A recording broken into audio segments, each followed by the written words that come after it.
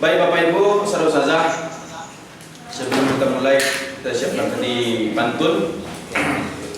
Badan kekar umurnya tua, bawa pedang bukanlah petani. Apa kabar hadirin semua? Selamat datang di acara ini. Nak duo pantun Sairiang, singgah sebentar di rumah Pak Wir, ada Pak Wir ya, meminta tomat dan pepaya. Untuk Ustadz dan Ustazah yang telah hadir, salam hormat dari para panitia. Cakep ya? Rame cakep ya? Kau terakhir rendel nih. Stok pantun habis terbatas. Coba. Sampai. Wah, luar biasa kan dengan pembina kita. Oh ya. Bisa saatnya kan tulisan. Nah. Ini. Bismillahirrahmanirrahim. Assalamualaikum warahmatullahi wabarakatuh. Alhamdulillah. Alhamdulillahilladzi allafa baina qulubina fa asbahna bi ni'matihi ikhwana. Asyhadu an la ilaha illallah wahdahu la syarika wa asyhadu anna Muhammadan abduhu wa rasuluh alladzi la nabiyya ba'dahu. Segala puji dan syukur marilah kita persembahkan kepada Allah Subhanahu wa taala pada siang hari ini atas nikmat yang banyak dari Allah Subhanahu wa taala. Kita bisa bersilaturahim sekaligus penguatan untuk pimpinan di lingkungan Yayasan Azkiyah Sumatera Barat. Mudah-mudahan kegiatan kita pada hari ini dirahmati dan diberkahi oleh Allah Subhanahu wa taala. Amin amin ya rabbal alamin. Salawat dan salam kita mohonkan kepada Allah, semoga tetap tercurah kepada Nabi kita Muhammad sallallahu alaihi wasallam. Allahumma shalli wa sallim wa barik alaihi. Yang sama-sama kita muliakan Ustaz Dr. Syukra Muhab MSI, Ketua Dewan Pembina DSID Indonesia. Yang sama kita hormati Ketua Dewan Pembina DSID Wilayah Sumatera Barat, Ustaz Haji Muhammad Amin Al-Hafiz. Kemudian yang sama kita hormati Kepala Inspektorat Yayasan Azkiyah Sumatera Barat, Ibu Haja Dian Martiani SP. Kemudian yang sama kita hormati Kepala Sekretariat Yayasan Azkiyah Sumatera Barat, Ibu Nora Chandra Kirana SEMM, insyaallah. Selanjutnya yang sama kita hormati Direktur PSDM dan Sosial, Ustadz Haji Akmal Safar LCMA. Kemudian Bapak dan Ibu Koordinator Urusan Lingkungan Yayasan Azkiyah Sumatera Barat, Pimpinan Sekolah di Lingkungan Yayasan Azkiyah Sumatera Barat, Pimpinan Universitas, ketik tidak disampaikan namo, gadang tidak dipujikan galah. Marilah kita awali kegiatan silaturahim dan penguatan pimpinan lingkungan Yayasan Azkiyah Sumatera Barat dengan membaca ta'awuz dan basmalah. A'udzubillahi minasyaitonirrajim. Bismillahirrahmanirrahim. Untuk lebih berkahnya acara kita, marilah kita sama-sama mendengarkan pembacaan ayat suci Al-Quran yang dalam hal ini akan dibacakan oleh Ustadz Riki Yarman SPDI, Kepala SDIT Azkiyah 2 Padang. Kepada Ustadz Riki kita persilakan. A'udzubillahi minasyaitonirrajim. Bismillahirrahmanirrahim. Ya ayyuhan nasu u'budu rabbakumul ladzi khalaqakum wal ladzi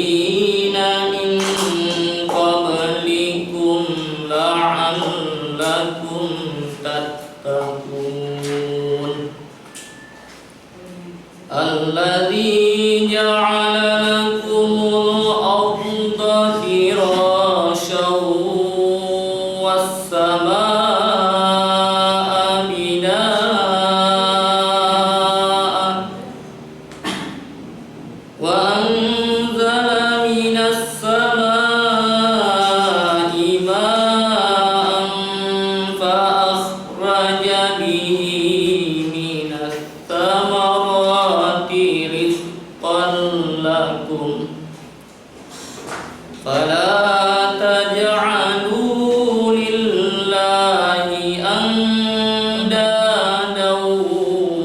وأنتم تعلمون وإن كنتم في ريب مما نزلنا على عبدنا فأتوا بسورة من مثله وادعوا شهداءكم من دون الله إن كنتم صادقين فإن لم تفعلوا ولن تفعلوا فاتقوا النار التي وقودها الناس والحجارة أعدت للكافرين وبشر الذين آمنوا وعملوا الصالحات أن لهم جنات تجري من تحتها الأنهار كلما رزقوا منها من ثمرة رزقا قالوا هذا الذي رزقنا من قبل وأتوا به متشابها ولهم فيها أزواج مطهرة وهم فيها خالدون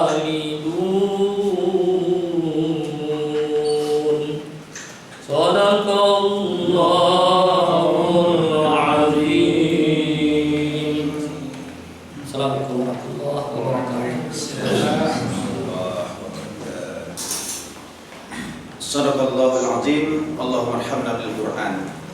Bapak Ibu Ustazah yang saya muliakan, selanjutnya marilah kita dengarkan sambutan dari Ketua Yayasan Askia Sumatera Barat yang dalam hari ini akan disampaikan oleh Direktur PSDM dan Sosial, yaitu Ustaz Akmal Safar Nasima. Pada Ustaz kita persilakan. Assalamualaikum warahmatullahi wabarakatuh. Alhamdulillahirabbil alamin wassalatu wassalamu ala asyrofil anbiya'i wal mursalin wa ala alihi washabbihi ajma'in. Kita bersyukur kepada Allah Subhanahu wa taala pada hari yang mulia ini, sebagai ayam pada hari Jumat, mempertemukan kita dengan salah seorang guru kita. Kita harapkan nanti kita bisa mendapatkan ilmu dari beliau yang sudah lama berkecimpung dalam pendidikan ini. Itu sangat perlu kita terus mendapatkan suntikan semangat pencerahan dalam pengelolaan lembaga pendidikan ini. Semoga kehadiran kita dalam acara silaturahmi bersama Dr. Syukurul Haq ini bisa memberikan manfaat yang baik untuk mendidik kita. Salam dan salam kita kirim kepada keluarga kita dan anak SAW. Pertama tentu kita ucapkan ahlan wa sahlan marhaban kepada Syukro yang di sela-sela kesibukan dan pembinaan Sumatera Barat ini bisa diminta waktunya hadir di SK ini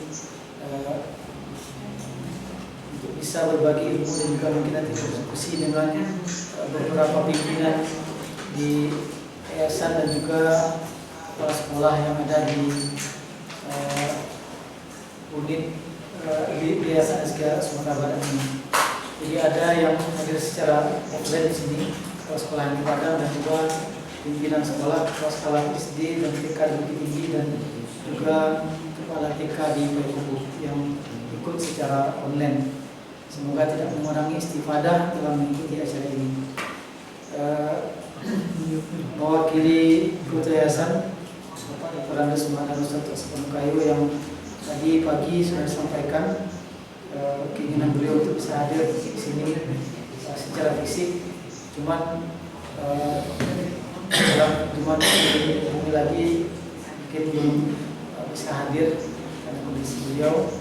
Beliau menyampaikan salam kepada Pak Sukro, juga mohon maaf. Kemudian kami dari Yayasan mewakili semua keluarga besar Askia tentunya mohon maaf jika dalam penyambutan kedatangan Bapak Sukro mungkin ada yang tidak bertempatnya. Tentu kepada kita semua, para pimpinan yayasan atau juga ini agar bisa mengambil istifadah manfaat dari apa yang akan disampaikan terkait dengan lembaga pendidikan yang kita kelola ini. Mungkin untuk sambutan tidak perlu banyak karena kita inginnya mendengar di sini, mengambil manfaat, juga nanti berdiskusi. Sekali lagi hadiran Pak Sukro di sini semoga bisa menjadi solid untuk beliau dan menjadi manfaat bagi kita semua. Demikian saja. Wabillahi taufiq. Assalamualaikum warahmatullahi wabarakatuh.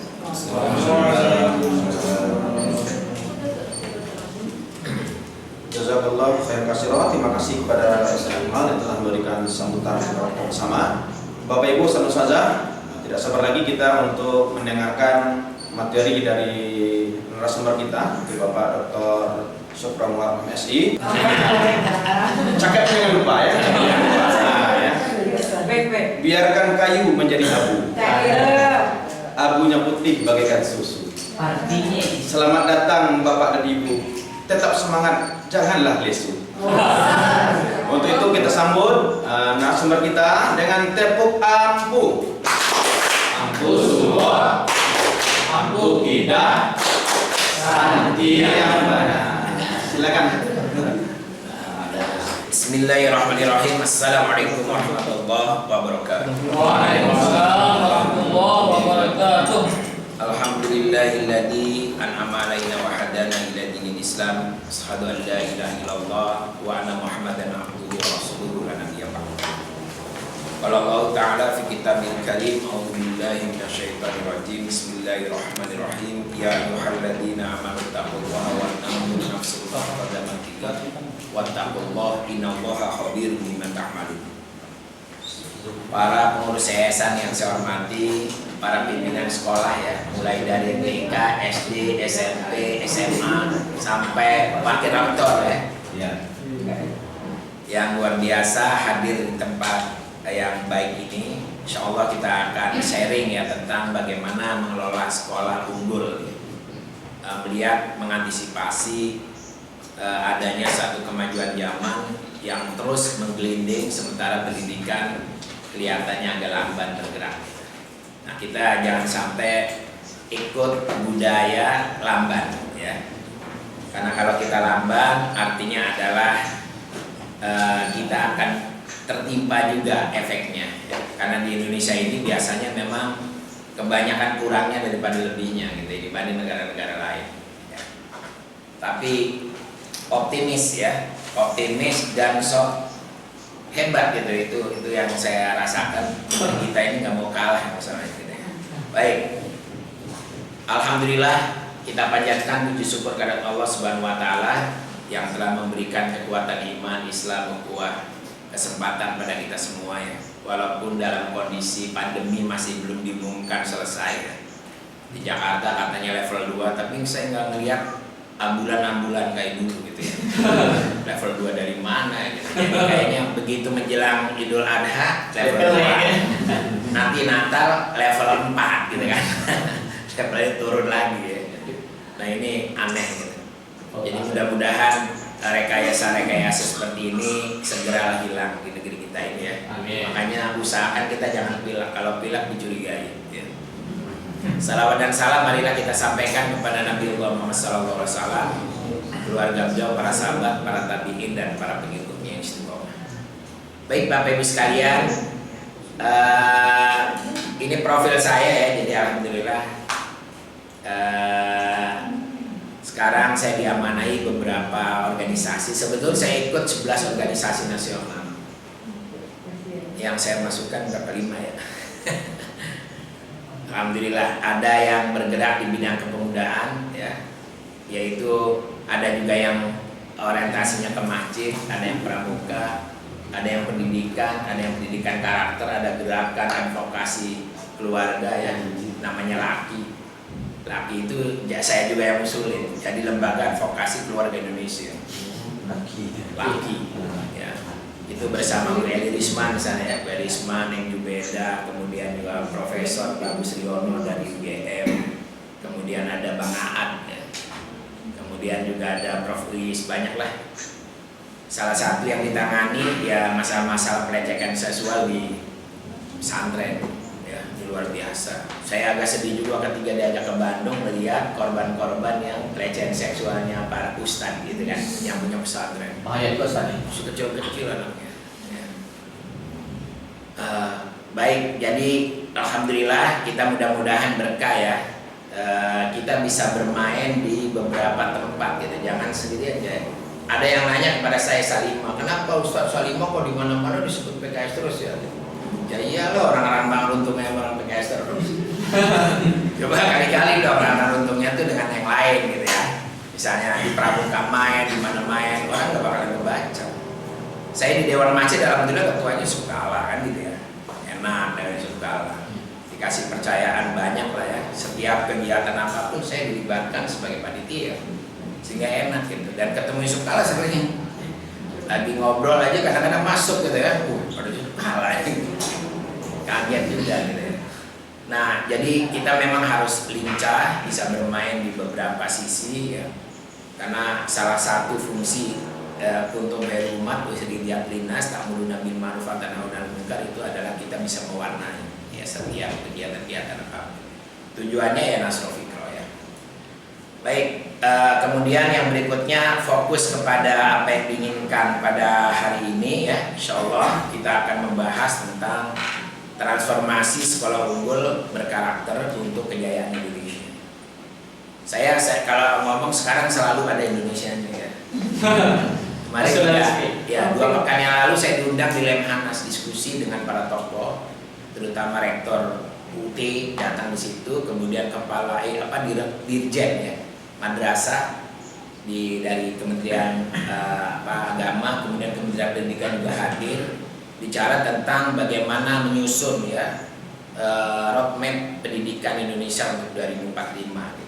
Dan ini bukan sekali saya ikut, waktu Bambang Subibio juga diikutkan, waktu Anies Baswedan diikutkan, kok masih roadmap mulu dari dulu gitu. Terus yang mau teruskan siapa? Kalau ganti menteri ganti roadmap gitu. Bingung saya ya. Nah jadi transformasi ini tentu saja adalah sebuah upaya kita ya untuk melakukan suatu perbaikan terhadap sekolah-sekolah, terutama amanah kita di Azkia insya Allah. Dan wabil khusus ya sekolah-sekolah Islam terpadu, itu harapan saya begitu. Nah untuk mengarah ke sana tentu saja Bapak Ibu harus melihat dulu tantangan pendidikan Indonesia masa kini seperti apa ya. Kita sepakat ya bahwa kita ini melakukan aktivitas pendidikan itu dalam rangka mempercepat terwujudnya cita-cita bangsa Indonesia, ya kan? Ini harus sepakat, karena kita ada di negeri Indonesia bukan kontrak loh ya. Jadi kalau Bapak Ibu merasa kita masih kontrak di Indonesia itu berarti bukan bagian daripada Indonesia. Ya, kita ini memiliki Indonesia sehingga harus membangun Indonesia, bukan hanya pemerintah. Karena kita kan bisa main di 3 sektor. Sektor itu adalah sektor privat sektor, kemudian juga public sektor, ya. Kemudian yang satu lagi ada state sektor. Nah, kalau privat sektor itu kaitannya dengan bagaimana kita mempengaruhi kebijakan-kebijakan pemerintah. Tentu saja lewat anggota-anggota dewan kita, terus kemudian juga para pimpinan-pimpinan kita yang terpilih di pemerintah daerah misalnya, Padang setelah dipimpin oleh kita kelihatan lah gimana coraknya, ya. Itu pengaruh banget. Bahkan kita pun juga teman-teman alhamdulillah ada yang sudah sekarang masuk ke eselon 1 lebih banyak, ya, karena kehati-hatiannya Kalau dulu kalau mau dites kan selalu kalau eselon 1 itu dilihat istrinya aktif di mana dan sebagainya, itu bisa dicoret ketika memang terindikasi berpartai gitu. Tapi alhamdulillah dengan adanya kehati-hatian kita, teman-teman luar biasa. Di BRIN itu sekarang 6 orang eselon 1, tapi nggak ketahuan, gitu ya. Kalau itu kita 28 eselon 2, bayangin. Saya aja nyesel ikut tes itu, karena saya nggak yakin, wah kalau saya tes kayaknya nggak bakalan diambil, pasti ketahuan lah kalau saya afiliasinya kemana gitu. Tapi alhamdulillah pada masuk ke teman-teman. Dan nggak perlu tahu antum namanya siapa ya. Nanti betul ya, aman di sana. Padahal atasannya Megawati kan. Ini luar biasa. Jadi kita harus memiliki kebiasaan sebagai negarawan. Gitu. Kita ini memiliki negara. Maka yang dilakukan kita ini pendidikan apapun itu dalam rangka mewujudkan cita-cita bangsa ini. Merdeka, bersatu, berdaulat, adil dan makmur. Kita harus mempercepat. Ya. Karena sekarang ini lama sekali nih ya. Boro-boro adilnya, makmurnya ya, adilnya aja belum tercapai gitu. Itu yang kita lihat ya. Antum baca sendiri lah ya, ini nggak perlu saya kemukakan. Namun disayangkan di balik itu semua keinginan kita, cita-cita yang hebat yang mendorong negara ini menjadi maju, bahkan pengennya ranking kelima ya, 2020 ini udah kelewat nih. Pengennya dulu ranking kelima dunia gitu. Malah sekarang jauh ya, sekitar 40-an ya. Nah, Indonesia nggak mampu bersaing, terutama juga dalam sisi akademik juga persaingannya rendah banget. Salah satu ukurannya adalah PISA ya. PISA itu adalah program internasional tentang asesmen ya, yang berkaitan dengan pengetahuan, yaitu ilmu pengetahuan IPA ya, kemudian matematik, yang satu literasi. Literasi ini bukan membaca ya, tapi literasi itu bagaimana memaknai bacaan dan juga menyerap pesan-pesan dari bacaan itu sehingga dia bisa menyelesaikan sebuah permasalahan. Ya, sekarang kita juga ada literasi di negara kita ini, itu salah satunya. Sehingga literasi itu ada literasi sains, literasi sosial, gitu ya, dan literasi bahasa, itu semuanya literasi disebutnya. Nah, Indonesia sangat sedih ya, tahun 2000 ikut negara yang ikut cuma 41, rankingnya 38. Ya kan, ranking ketiga dari bawah. Ikut lagi ya, di tahun 2023 rankingnya 38, tapi pesertanya turun 1, jadi nggak naik gitu ya. Semakin banyak negara yang ikut, semakin turun prestasinya gitu kan. Kan mestinya kalau bertahan saja di 38, alhamdulillah tuh bagus betul ya. Tapi begitu banyak, 79, ranking kita 71. Makanya 2021 ini diputuskan oleh Nadiem tidak ikut PISA. Ya, karena khawatir yang ikut 120-an gitu ya. Kita bisa bayangkan. Nah, kita akan belajar dulu PISA sendiri, makanya ada AKM namanya ya.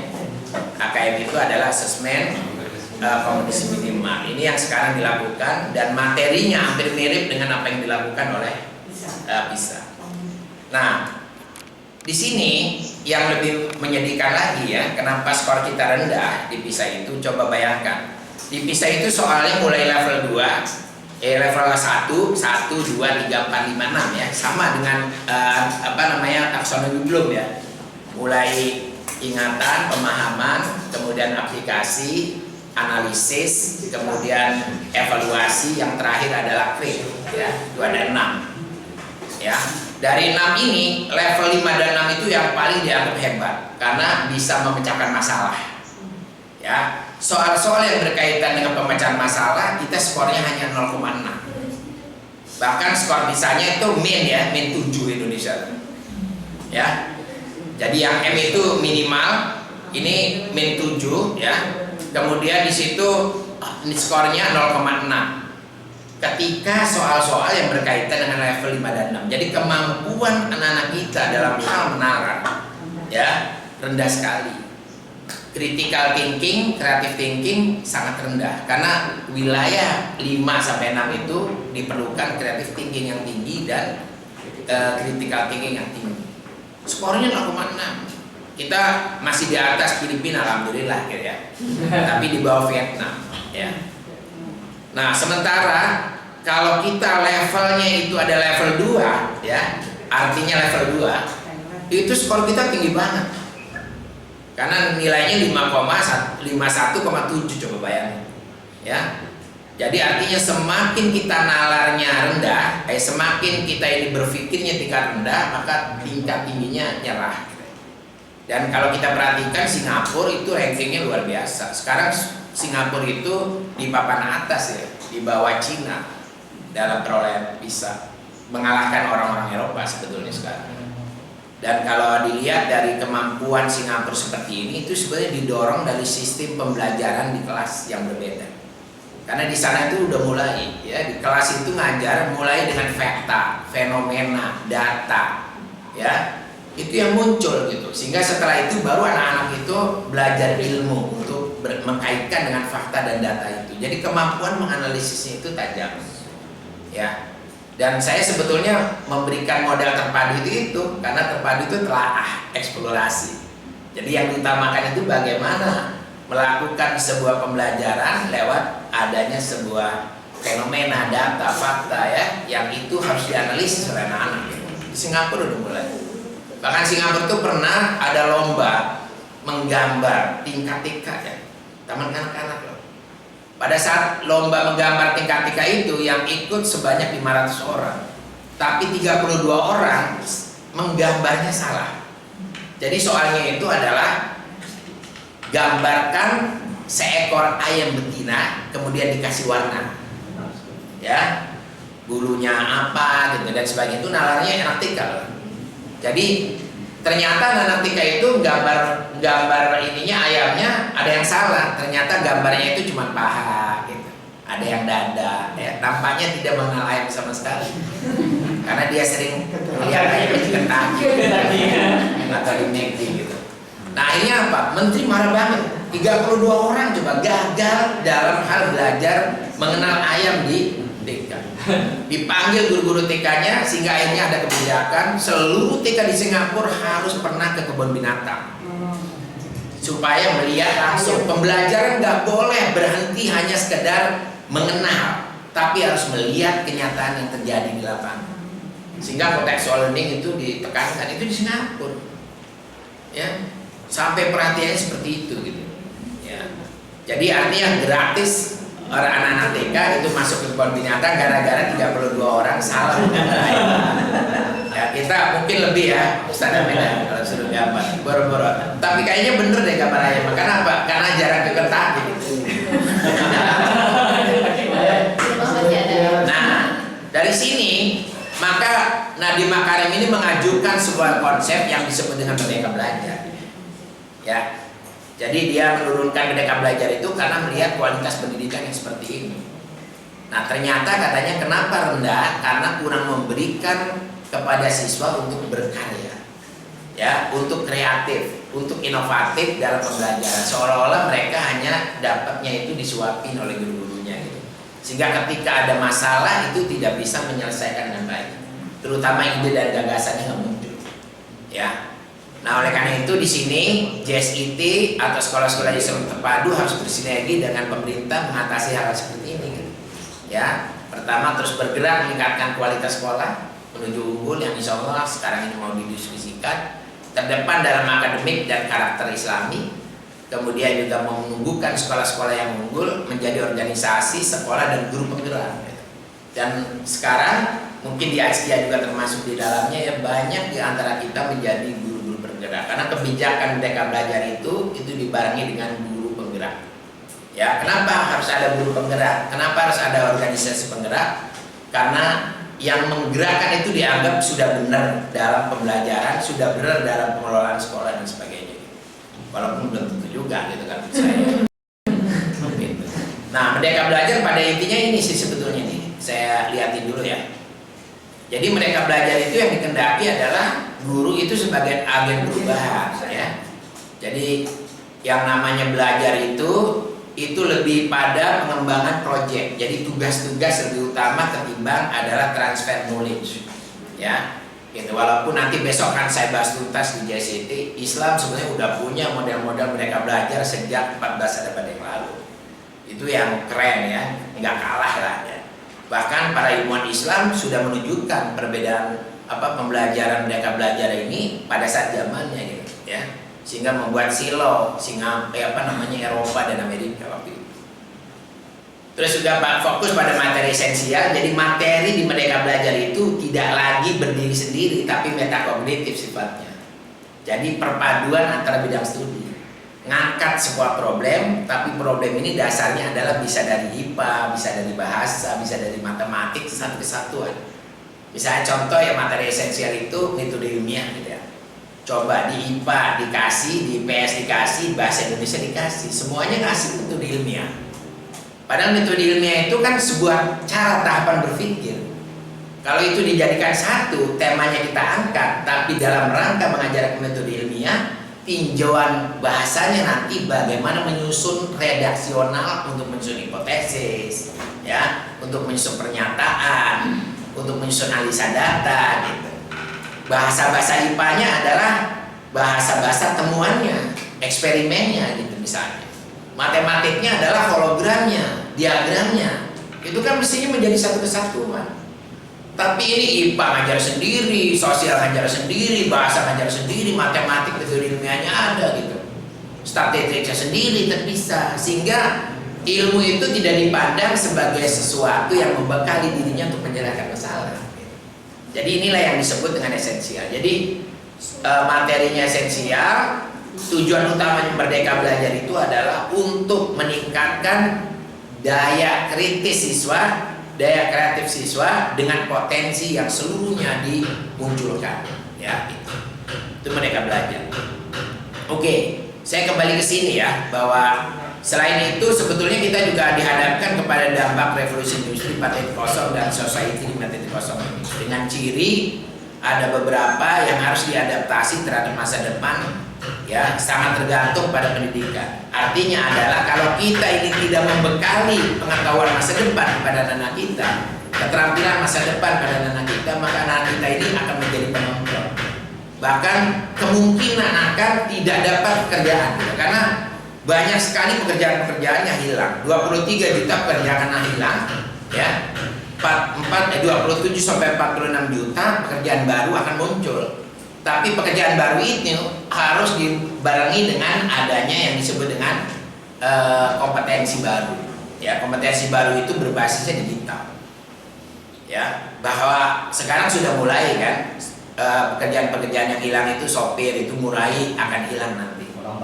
Di Jepang sekarang sudah mulai ya, sopir itu sudah ditinggalkan oleh kendaraannya gitu. Jadi kendaraan di Jepang sekarang udah mulai ada yang tidak pakai sopir, terutama untuk jarak-jarak jauh dan juga daerah-daerah terpencil. Jadi jangan kaget nanti kalau ada Grab datang gitu ya, tidak ada sopir. Bapak Ibu bingung gitu, ini siapa yang nyopir gitu. Kemudian udah masuk ke dalam jangan nanya-nanya, nggak bakalan dijawab. Ya, kemudian masuk itu langsung dia jalan, kemudian jangan protes kalau jalan yang dilalui itu tidak seperti biasa kita lalui. Karena dia udah pakai remote, ya, luar biasa, ya. Kemudian paling tidak nanti ada dua, ya, lebih cepat masuk surga atau lebih tapi insya Allah dia karena sudah mekanik ya, sudah diatur sedemikian rupa, ya resikonya nggak terlalu tinggi dibanding sopir kita ngantuk, gitu. Ya, karena nggak pernah ngantuk. Ini luar biasa. Nah, nanti juga dokter juga profesinya dokter umum udah mulai hilang. Karena di beberapa rumah sakit di negara-negara Jerman itu sekarang sudah mulai menggunakan ruangan itu untuk mendeteksi penyakit yang diderita oleh kita. Jadi kalau misalnya Bapak Ibu sakit gitu ya, kalau dibawa ke gawat darurat itu pasti ketemu dokter umum kan, ditanya-tanya. Udah berapa hari Bu? Lah kalau saya tahu ngapain saya ke dokter kan? Kalau sekarang nggak ada alasan kayak gitu. Masuk ke ruangan ada alatnya, dideteksi semua. Bahwa penyakit kita tuh apa, gitu kan? Yang awalnya kita punya prediksi penyakitnya tipes misalnya, begitu masuk 9 penyakit keluar, termasuk panu, sangat ketahuan gitu, ya? Ini luar biasa. Nah, baru setelah itu direkomendasi Anda harus ke dokter spesialis apa gitu. Itu. Makanya saya juga dokter kan, sekarang lagi di UGM, ya saya bilang, kamu nanti lulus kalau nggak kuliah lagi nggak bisa. Ya, karena akan ketinggalan. gitu ya. Kemudian sekarang juga luar biasa ya, bisnis berbasis digital ya, startup dan sebagainya maju pesat gitu ya, karena emang modelnya kayak begini. Maka anak kita juga jangan dipaksain modelnya seperti kita dulu gitu. Belajar tekun gitu ya. Anak saya kalau suruh belajar udah gampang duluan. Udah gampang lah soal guru kayak begitu mah, saya 5 menit aja bisa jawab. Kan yang jawab Google. Ditanya kan, kerajaan pertama di Indonesia yang beragama Buddha, ya gampang. Gitu doang kan. Guru kerajaan pertama yang beragama Buddha, dijawab. Iya, anak bisa begitu. Padahal uminya udah ngamuk-ngamuk aja ya, karena nggak mau belajar. Jadi ini model-model seperti ini akan berubah gitu. Kalau kita juga model-model pembelajaran tidak berubah, sulit. Tapi alhamdulillah loh, kemarin ya gara-gara pandemi kita akrab dengan platform-platform pembelajaran berbentuk digital. Kalau tidak ada pandemi mungkin kita tidak kenal Zoom sampai sekarang. Ya kan? Tidak kenal Meetlove ya. Tidak kenal yang namanya Google Meet ya. Ada 67 platform. Coba sekarang Bapak Ibu yang 5 ada nggak yang bisa 5 nyebutin platform yang sering dipakai? Skype dari awal dulu ya, itu bulukan lah gitu. Kita kan sebelum ada Zoom, Skype itu kita kenal. Kemudian yang lain, Edmundo ya. Kemudian saya pernah diundang di Malaysia bicara ya, seluruh orang Malaysia itu bisa melihat saya katanya. Tapi saya nggak pernah ngeliat tuh pesertanya siapa aja. Ada tuh pernah. Masuk besok masuk ya lewat ini gitu. Tiba-tiba saya udah nongol aja di situ ya, ketawa-ketawa, pada ketawa, pada tepuk tangan, orangnya mana gitu.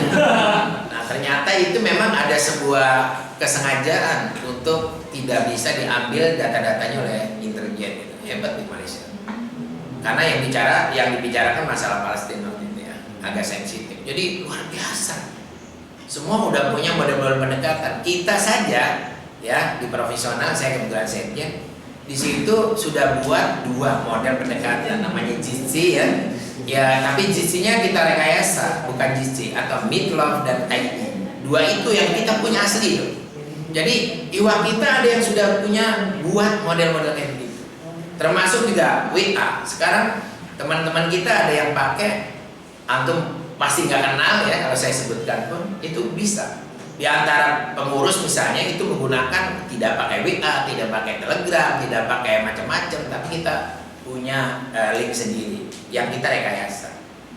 Ya, itu luar biasa. Bahkan sekarang kita juga bisa memantau seluruh kegiatan teman-teman seluruh Indonesia ini tanpa diketahui, tanpa mendaftar teman-teman kita itu ke link itu. Karena data antum semuanya udah ada semua di komputer. Apalagi orang-orang yang aktif ya. Gampang sekali. Jadi sekarang kalau mau kerja itu tidak lagi melamar, dites, wawancara itu udah kuno. Ya, wawancara itu diperlukan ketika ada keraguan. Kenapa? Karena medsos antum itu udah diambil semua. Ya, diambil dari medsos dari mana-mana. Oh, ini layak menjadi dirijen, selesai. Tapi kalau untuk mengkonfirmasinya dipanggil paling 2 menit, yang tidak jelas aja ditanya. Apakah antum LGBT misalnya kan gitu. Kayak gitu loh, ya, jadi luar biasa. Nah ini perkembangan, cuman nggak perlu saya jelaskan lebih jauh ya. Nah kemudian sayangnya ini terjadi kesenjangan teknologi dan dunia pendidikan ini sangat jauh sekali ya. Misalnya big data dan analisis, analytical ya, pengolahan data, big data itu sekarang sudah mulai main di tataran teknologi ya, terutama berbasis digital ini. Jadi kalau dulu kita mau mempromosikan sekolah aja mesti datang ke sekolah kan. Kemudian dia nanya anaknya mau pada sekolah di mana saja, di mana dan sebagainya. Kalau sekarang nggak perlu ke sana gitu. Karena kita bisa menyapa lewat medsos. Ya kita bisa manfaatkan basis-basis data ini. Kalau pengen tahu misalnya jumlah sekolah ini yang muslim berapa ya, gajinya itu lebih dari 15 juta, berapa orang ya gitu. Nah ini bisa dibidik untuk masuk Ajkia, gitu kan misalnya. Yang rankingnya 1 di sekolah siapa aja ya, itu bisa tanpa harus datang ke sekolah. Karena menggunakan big data ini. Itu luar biasa. Dan big data ini sebetulnya bukan hal yang aneh ya, karena Rasulullah sendiri juga, Allah Subhanahu Wa Taala juga banyak ya yang melakukan analisis digital ini lewat beberapa ayat Al-Quran. Di antaranya misalnya surat Al-Asr itu juga berbasis digital gitu ya. Karena meringkas sesuatu tapi manfaatnya sangat besar. Itu namanya berbasis digital. Jadi wal asli inna lisana lafi husn illa ilalladziina amanu wa amilus sholihati wa tawasaw bil haqqi wa tawasaw bis sabr. Kata kata imam kita, Imam Hanafi ini sampai Hanafi ya, mengatakan bahwa kalau Al-Quran itu dia turun cukup hanya wal asli ada cukup begitu semua, itu big data sebetulnya. Ya. Jadi luar biasa. Nah, sosial media luar biasa, platform banyak ya, mobile solution juga banyak. Sehingga teknologi digital ini maju dengan pesat, tapi pendidikan kita majunya dengan lambat. Ya, apalagi ada beberapa sekolah dunia pendidikan ini yang inersia, majunya lambat, resisten, tidak mau berubah, ya. Kalau kita merubah kayak begini nanti malah gurunya tidak wibawa di depan siswa. Kalau ngajarnya pakai pendekatannya daring atau pakai pendekatannya digital, jadi jangan-jangan anak-anak nggak beli buku gitu. Yang kayak gitu-gitu ada gitu, sekolah-sekolah gitu, ya. Jadi ada resisten dan juga rasa takut, ya, gitu. Takut mau berkembang. Padahal sekarang sudah eranya agile management ya, yaitu tinggal mengajar cara lama menuju cara yang baru yang lebih kreatif dan inovatif. Itu harus kita ciptakan. Kalau enggak ini kita akan kalah terus. Ya, sekolah-sekolah internasional sekarang sudah mulai menggunakan yang disebut dengan pembelajaran berbasis digital ini. Ya, UT bangga banget sekarang. Tuh ya kan bener semuanya ikut UT gitu. Gitu kan? Dulu kan UT kita cibir ya. Apaan tuh universitas terbuka masuk angin tuh. Sekolahnya di luar gitu kan. Enggak masuk ke ruangan. Nah, sekarang dia menang di atas angin tuh. Keren banget rektor UT tuh ngomong semua jadi ikut kita nih sekarang gitu. Ya kan? Memecahkan masalah. Di pelosok-pelosok tanah air pun kita bisa buka perguruan tinggi gitu. Saya bilang sebetulnya enggak juga. Yang menang itu pesantren. Karena kalau kita jumlah seluruh pesantren di Indonesia dibanding Masya UT masih banyakkan peserta pesantren. Menjangkau pelosok-pelosok. Cuman gak terlalu perhatian ya. Jadi ini sehingga kita juga harus mengalami suatu perubahan yang dahsyat ya. Nah, kenapa? Salah satunya harus menyusun roadmap. Jadi kalau misalnya di Ajia ini kita punya cita-cita mengembangkan sekolah, maka kita harus punya roadmap. Berapa tahun kira-kira batasannya kita bikin ya? Tahun pertama, tahun kedua, kemudian 5 tahun yang akan datang mau ngapain? 5 tahun, 10 tahun yang akan datang apa yang harus kita lakukan? Ya, jangan sampai kita begitu studi banding kaget gitu. Saya studi banding ke Singapura ya, ke Al-Insan ya. Sekolahnya SD, tapi ruangannya itu seperti perguruan tinggi. Karena sudah nggak ada lagi yang kayak gini-gini, touchscreen semua. Touchscreen tinggal pencet-pencet ya. Pengen tahu hukum-hukum tajwid pencet tertentu, yang keluar sudais gitu. Keren banget ya, kita contohnya manusia semua ya kan gitu. Nih tenggorokan nih gitu-gitu sampai susah tuh mengajarnya ya. Di Malaysia orang suruh langsung aja ya buka-buka. Kalau mau dia belajar tentang masalah ibadah, misalnya bagaimana sholat yang baik, tinggal pencet keluar bagaimana praktek sholat yang baik dengan video yang sudah lengkap dan sebagainya yang ada di ini media ya. Ini luar biasa ya. Sementara kita masih pakai kapur juga gitu misalnya ya. Nah, ini kan satu hal yang harus kita perhatikan ya. Nah, kemudian kalau kita lihat ya bagaimana pendidikan yang sebenarnya top di dunia itu ya, kita lihat aja OECD Learning Kompas 2030 ini. Jadi OECD itu adalah negara-negara 38 negara maju bergabung ya untuk meningkatkan kualitas pendidikan negara-negara tersebut. Tapi Indonesia nggak masuk karena dianggap belum maju. Ya, 38 negara maju, Australia, Amerika, Jepang, Cina, Korea itu masuk di dalamnya ya. Dan mereka sepakat merumuskan sebuah konsep pendidikan yang disebut roadmap gitu. Dan roadmap itu dibikin sampai 2030 dan ini konsisten. Kalaupun nanti ada perubahan di tengah jalan, itu adalah esensinya. Ya, yang berubah itu metodenya, tapi kalau cita-citanya masih tetap.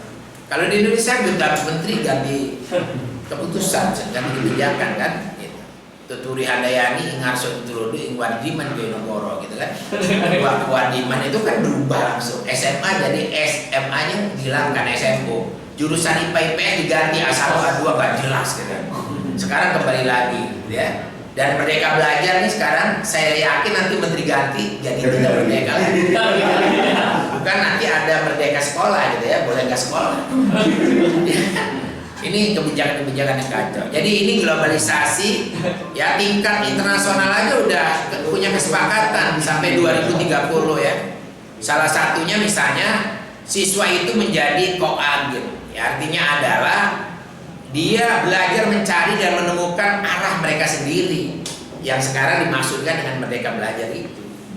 Ya, sementara gurunya adalah membimbing, berinteraksi dengan para siswa peserta didik itu dengan memotivasi menjadi katalisator, dinamisator, motivator, itu guru yang dilakukan ya. Dan yang dikembangkan sebetulnya nggak jauh-jauh juga dari kita, pengetahuan, keterampilan, sikap dan kemampuan inti yang diperlukan. Jadi kita juga sama kan, yang dikembangkan kan pengetahuan, keterampilan dan sikap supaya PKS saja ya. Jadi pengetahuan, keterampilan, sikap PKS ya. Nah ini luar biasa ya. Ini yang dikembangkan enggak beda gitu. Cuman masalahnya pengembangannya itu yang berbeda ya. Jadi standar kompetensi sama, pengetahuan, keterampilan, sikap dan moral ya. Udah ini tingkat internasional ini ya. Tapi model pengembangannya mentransformasi kompetensi masa depan itu yang pertama. Jadi pengetahuan yang dimaksud adalah membekali pengetahuan dan skill yang dibekali adalah kemampuan masa depan. Standarnya nggak berubah. Kalau kita kan berubah sekarang, profil Pancasila jelas juga gitu. Mau kemana arahnya kan gitu ya. Walaupun ya kita juga tidak bisa membiarkan itu ada ya, harus kita antisipasi juga. Jadi mentransformasi kompetensi masa depan. Pengetahuan yang dibentuk itu pengetahuan untuk kebutuhan masa depan, bukan untuk kebutuhan masa kini. Ya. Jadi kita ingat ya, pada saat kita SMA dulu komputer baru awal-awal ada, belum ada internet. Ya. Sekarang internet udah lewat lagi. Anak-anak kita sekarang juga belajar kursus aja udah pada bisa semua gitu. Kalau kita dulu kursus mahal banget, belum tentu juga bisa. Ya kan? Ini karena alamnya lain gitu. Jadi jangan kaget tuh anak-anak gak kursus kok langsung bisa ya. Kalau kita dulu kursus dulu, pakai internetnya kursus sebulan ya kan? Gitu. Bayar mahal. Sekarang anak-anak kita masih kecil-kecil udah bisa menggunakan berbasis digital ya, WS, ada cerita ya, Lotus ya, kemudian ada Pentium ya. Sekarang udah nggak ada kayak gitu anak-anak lancar-lancar aja. Bahkan uminya kalau nanya ya umi makanya jangan marah-marahin saya terus gitu kan, buktinya umi nggak bisa buka kayak gitu. Gitu ya. Anak-anak ini hebat semua. Saya aja sering nanya ya, kalau ada masalah gitu, bisa nggak nak? Ini maksudnya apa sih? Terus dia bukain ini Abi nggak buka ini sih ini gitu kan. Ini mentransformasi kompetensi masa depan. Jadi pengetahuan memang pengetahuan, tapi pengetahuan yang dibentuk pengetahuan apa? Makanya Ali bin Abi Thalib mengatakan ajarkan anak-anakmu sesuai dengan perkembangan zamannya. Ya, jangan sampai kita mengajar dengan pendekatan-pendekatan yang dulu sangat mengidolakan para guru-guru dulu gitu, sehingga kita masih bertahan dengan itu. Nggak bisa. Menumbuhkan moralitas baru, yang dimaksud moralitas baru itu pertimbangan ya terhadap sesuatu itu tidak mesti bukan kaidah-kaidah hukum saja yang berlaku, tapi juga perlu adanya penyelarasan ya, itu penting. Membekali pemecahan, nah ini penting. Jadi anak-anak kita itu sekarang harus dibekali memecahkan masalah ya, dan untuk kedamaian menumbuhkan peran dan tanggung jawab, itu penting. Jadi sikap yang harus muncul itu adalah rasa tanggung jawab. Makanya kalau Jack Ma mengatakan ya, sehebat apapun pengetahuan yang dibentuk pada anak kita, berbasis digital apapun, tapi dia harus punya integritas. Integritas itu bagian terpenting ya yang harus dilakukan. Ini yang harus kita antisipasi. Oleh karena itu sekarang kita bertanya, bagaimana dengan sekolah kita saat ini melihat perkembangan yang luar biasa ini gitu ya. Gini ya, bagaimana sekolah kita saat ini? Pertanyaannya adalah berkualitaskah? Ataukah berkualitasnya terus? Atau naik turun? Ini siapa yang mau jawab nih?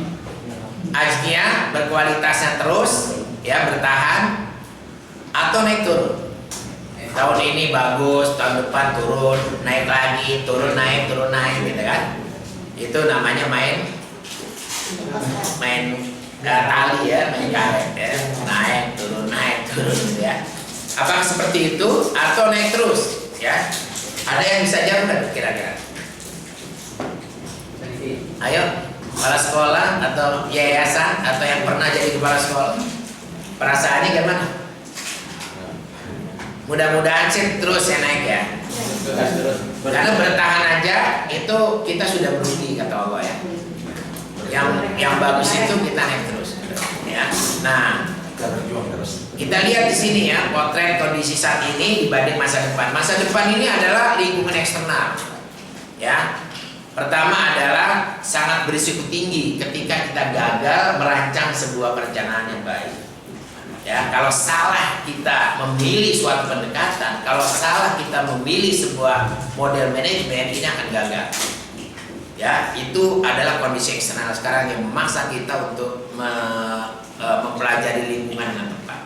Yang kedua yang dihadapi kita itu sekarang kalau kaum milenial, ya, yang tentu saja pendekatan belajarnya sangat berbeda dengan masa lalu kita. Dakwah saja sekarang gak gampang ya dengan kaum milenial ini. Makanya kalau dakwah tidak berubah model pendekatannya, sulit kita akan membawa anak-anak likos seperti kita dulu. Dan ini juga lagi dipikirkan. Teknologi digital merupakan basis dalam apa saja? Pembelajaran teknologi digital, manajemen teknologi digital. Ya, bahkan sekarang rapat itu menjadi berkurang karena ada teknologi digital itu. Bukan Zoom, tapi ada yang namanya dashboard ya. Yang dashboard itu bisa menjadi sebuah kebijakan kita untuk memutuskan suatu perkara. Jadi misalnya seluruh bagian-bagian yang ada di Asdia gitu ya, kita bikin dashboardnya. Pada saat raker sepakat semua program kerjanya kayak begini, kemudian masukkan semua dalam sistem. Kemudian nanti kalau sudah dilaksanakan kita lapor, maka dilapor sesuai dengan rencana atau tidak, maka akan keluar di situ warna merah, kuning dan hijau. Kalau hijau artinya terlaksana dengan baik. Kalau kuning ada masalah nih.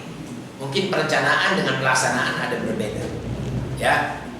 Duit yang direncanakan 100 juta cuma habis 50 juta itu bisa kuning. Atau sebaliknya ya, direncanakan 100 habis 150, itu kuningnya kuning pekat gitu.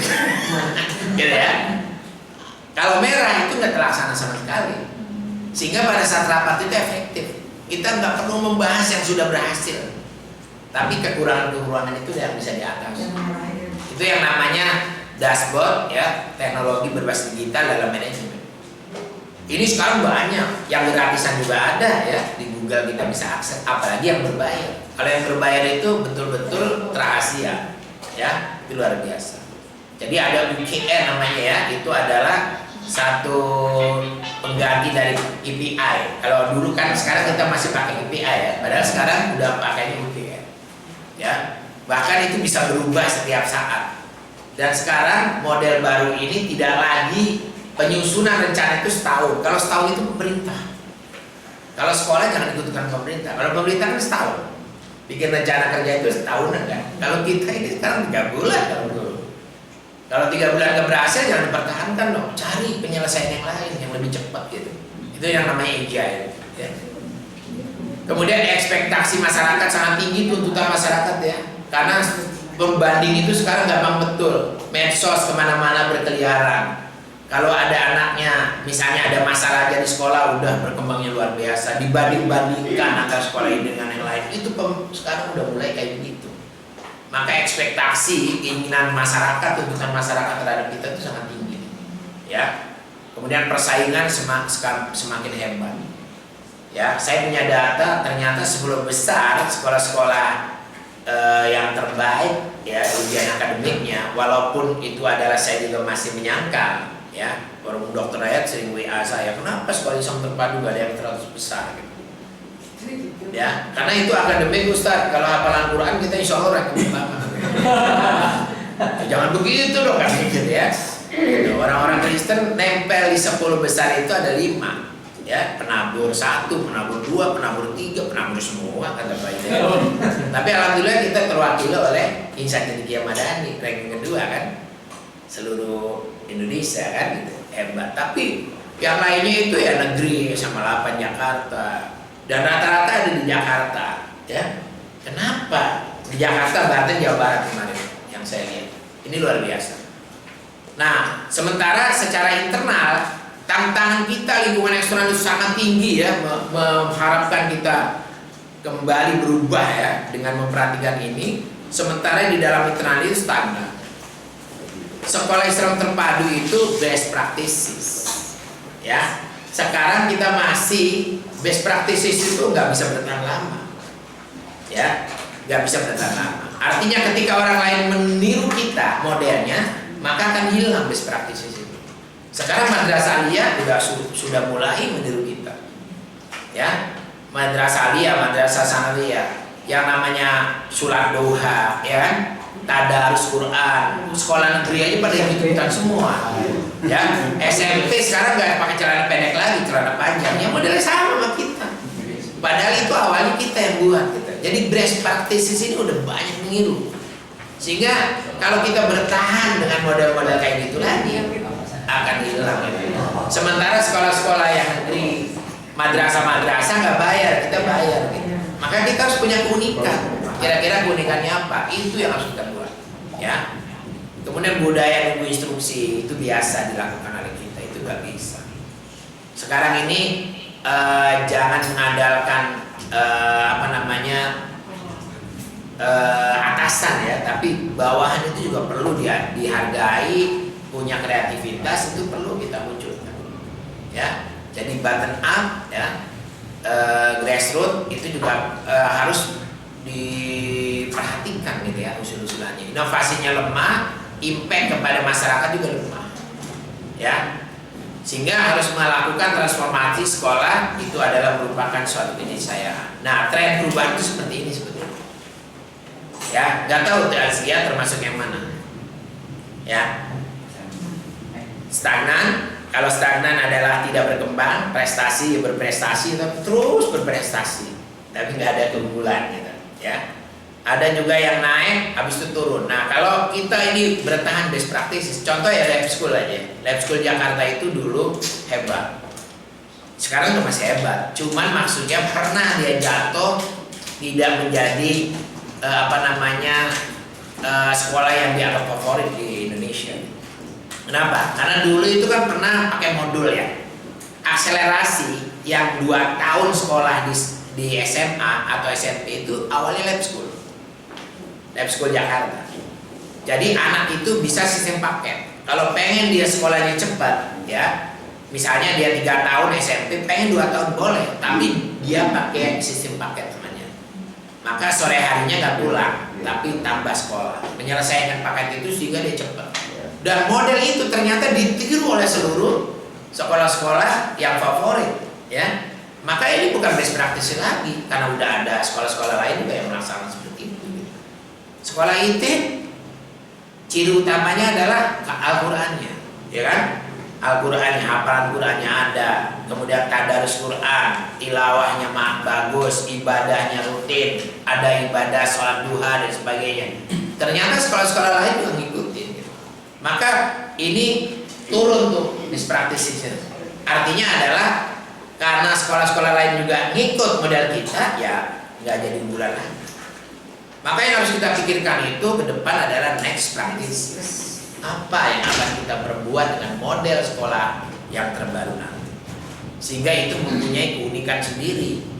Kalau misalnya ada keunikan itu tidak dimiliki oleh orang lain, maka daya tarik masyarakat pun mesti ada pada kita, ya.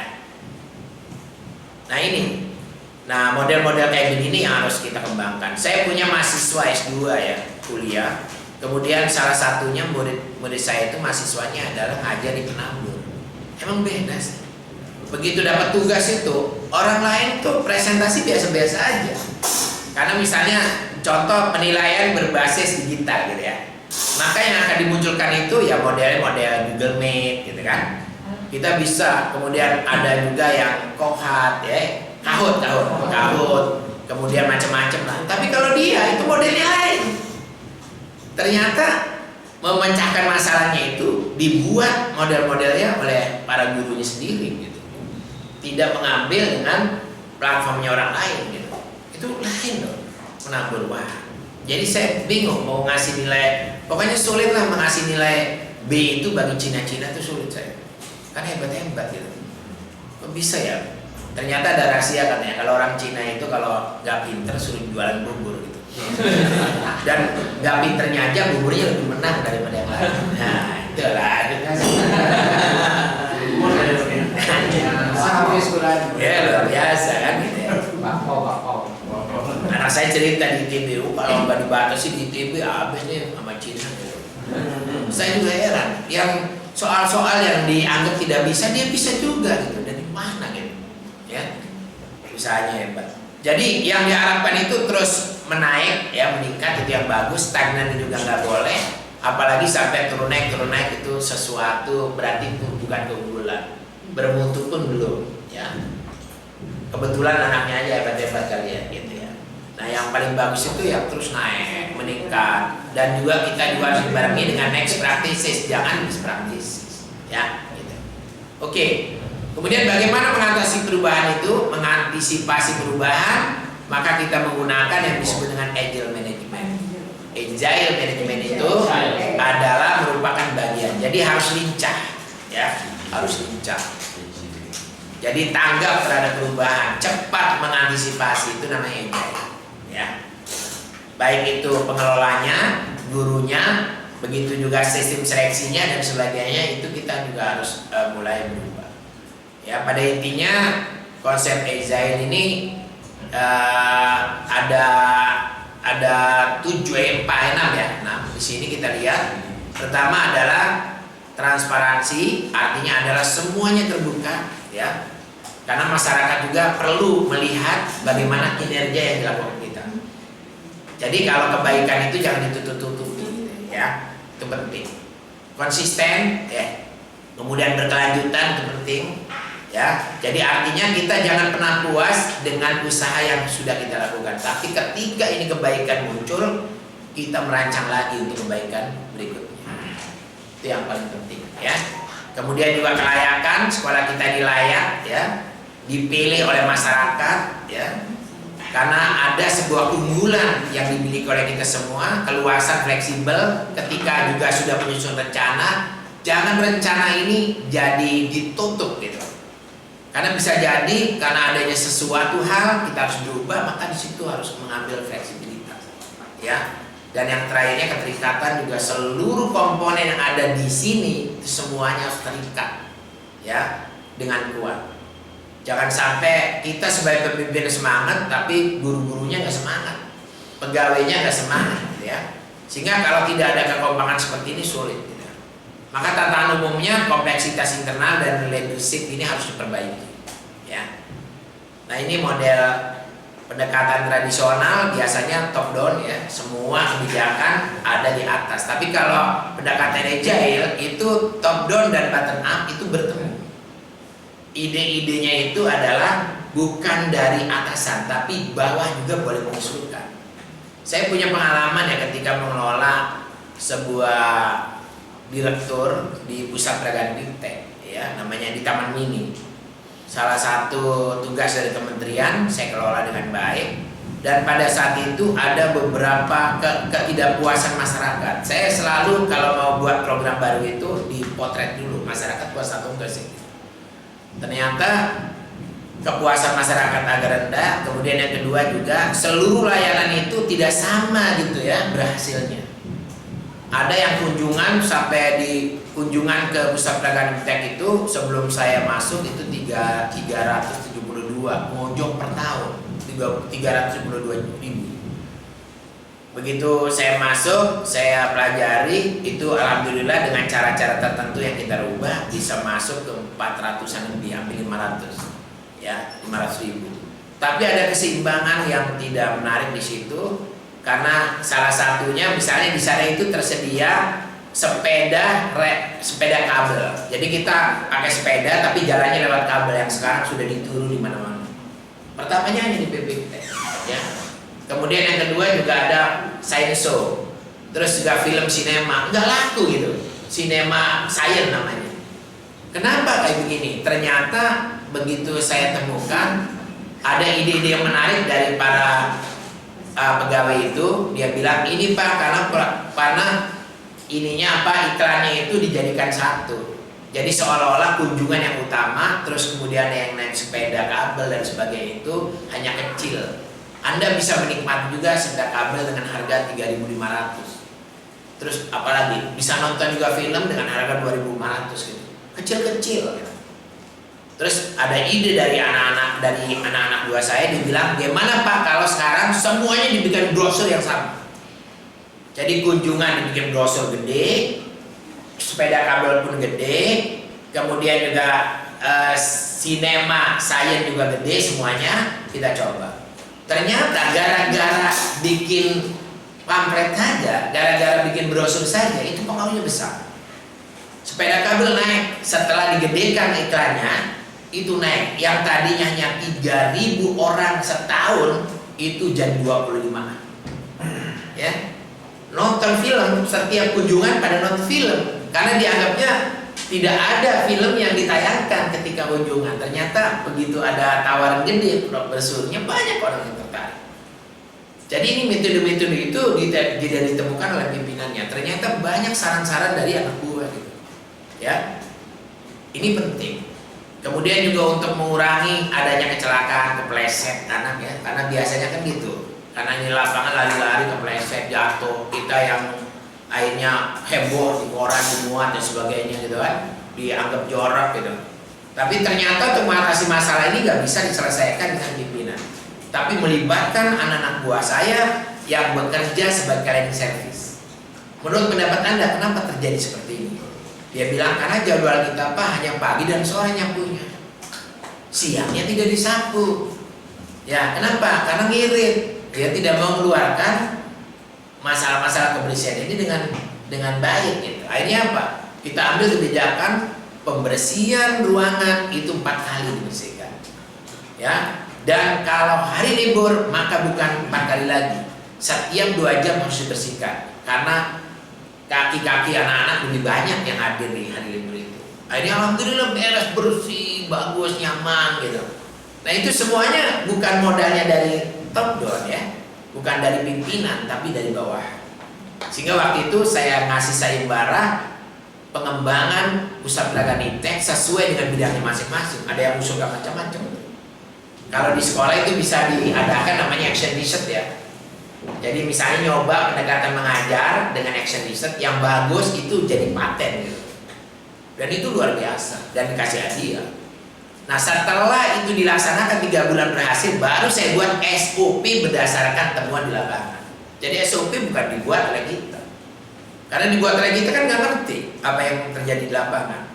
Nah itulah sebetulnya yang namanya agile ya. Jadi antara top down dan bottom up ini sama-sama berkeinginan besar untuk menumbuhkan sebuah perubahan ya. Gitu. Kemudian yang kedua, yang program strategi dan KPI itu biasanya setahun sekali. Kalau di yang model agile ini tidak setahun sekali ya. Program itu dibuat misalnya untuk sementara 6 bulan dulu lah. Kalau udah berkembang 6 bulan ternyata lebih hebat, cepat berkembangnya, kita latih 3 bulan misalnya gitu ya, lebih cepat.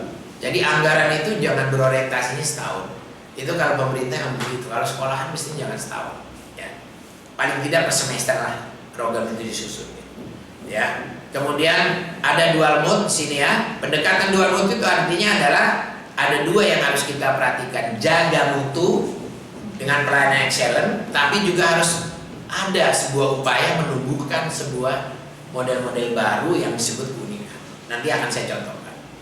Ya. Jadi program kita ini dibuat 2. Jangan hanya mempertahankan mutu, tapi bagaimana inovasi-inovasi ke depan juga harus dipikirkan. Ya. Kemudian juga teamwork yang kuat ya, sehingga sekarang ada yang disebut cascading ya. Cascading itu artinya seluruh SDM itu punya peran. Kalau ini enggak kan, yang satu orang dikasih tanggung jawab yang sangat berat sementara yang lainnya leha-leha. Ya kan? Padahal gajinya nggak terlalu jauh juga bedanya gitu. Ya kayak begini nggak adil namanya. Merasa memiliki sekolah ini nggak tumbuh gitu. Tapi lah cascading itu nanti saya contohkan, itu semua orang itu mendapatkan tugas masing-masing dengan baik ya. Oke.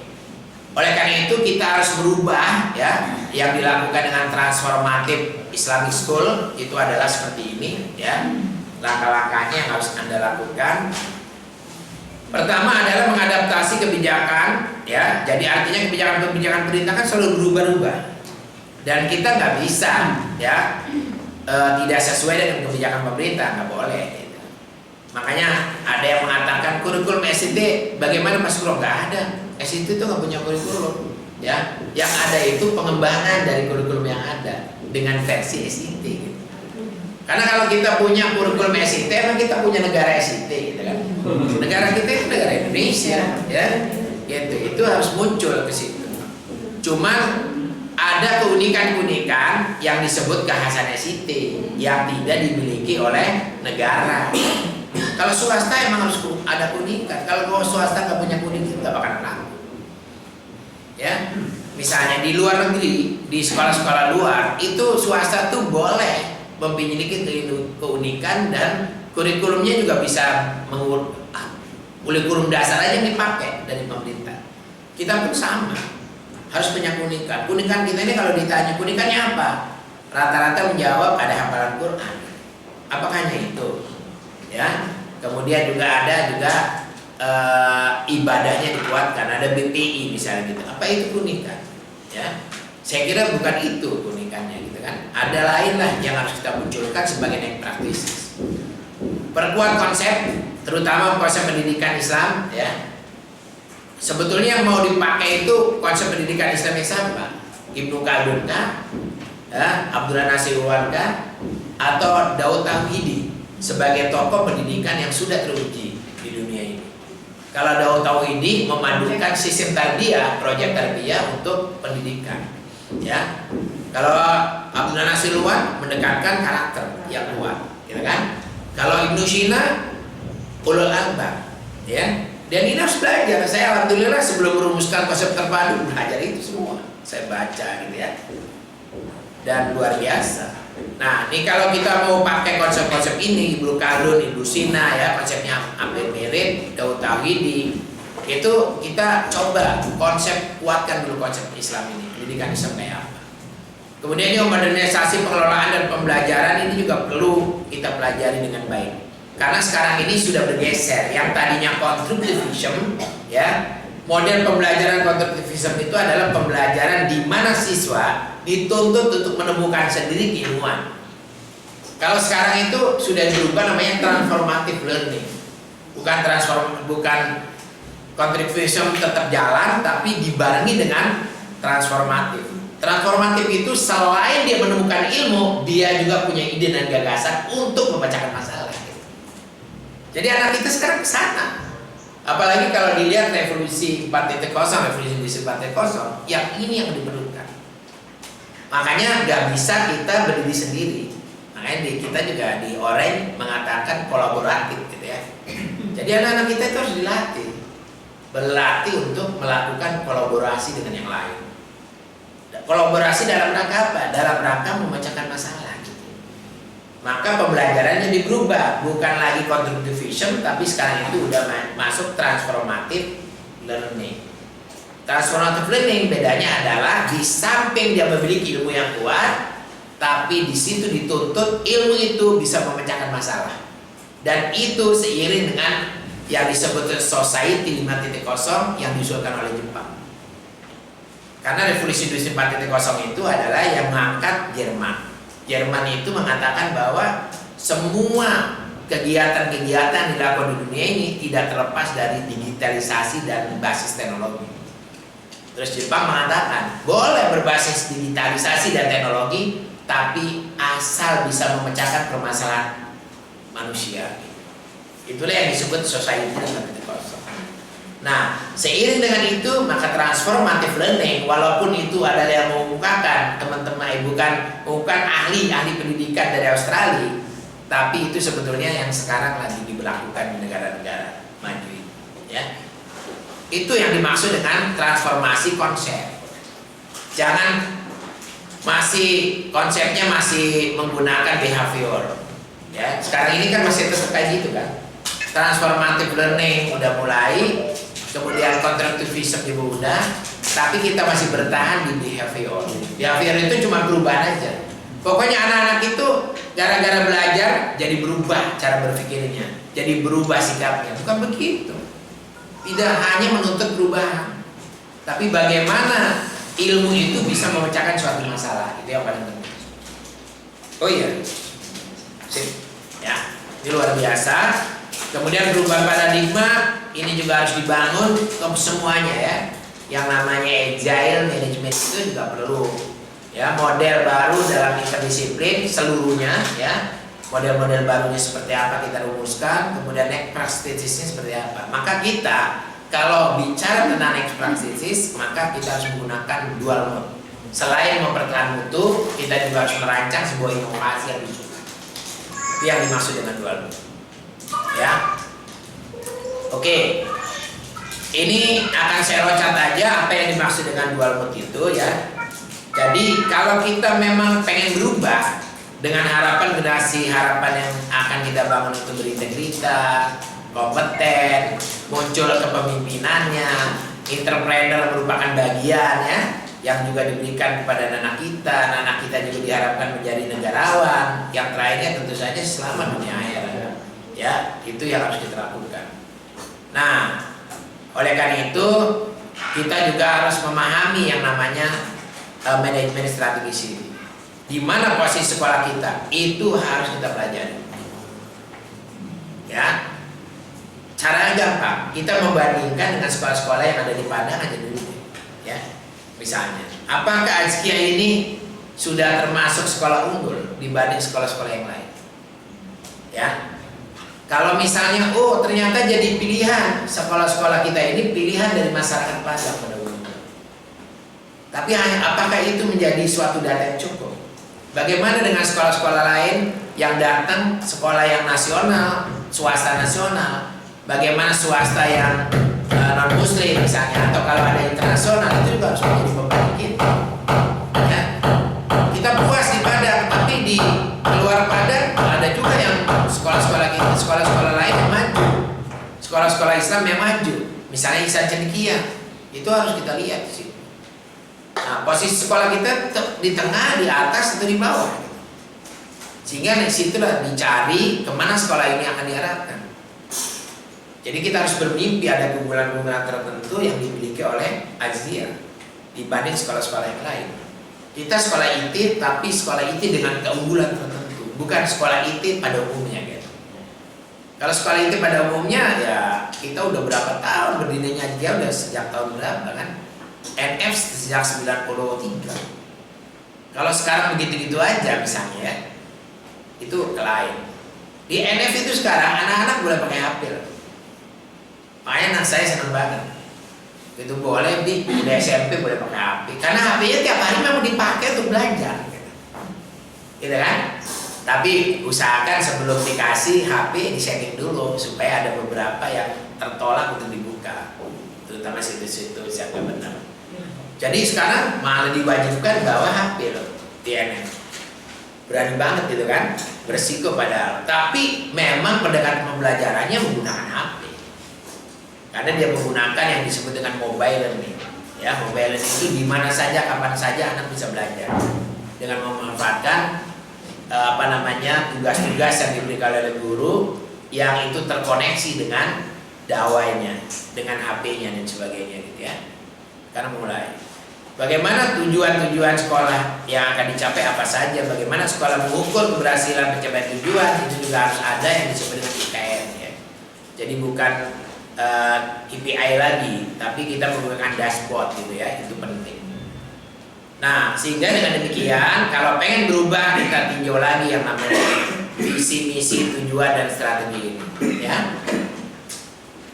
Nah, ini angkanya. Apakah satuan pendidikan sudah memiliki visi misi yang ajak ya? Ajak itu artinya adalah betul-betul bisa dicapai, ya, atau masih bisa dirubah. Tapi usahakan, ya, visi misi kita tujuan adalah melihat, ya, pendidikan modern berbasis dakwah. Ini dakwanya memang harus, karena yang namanya inti itu adalah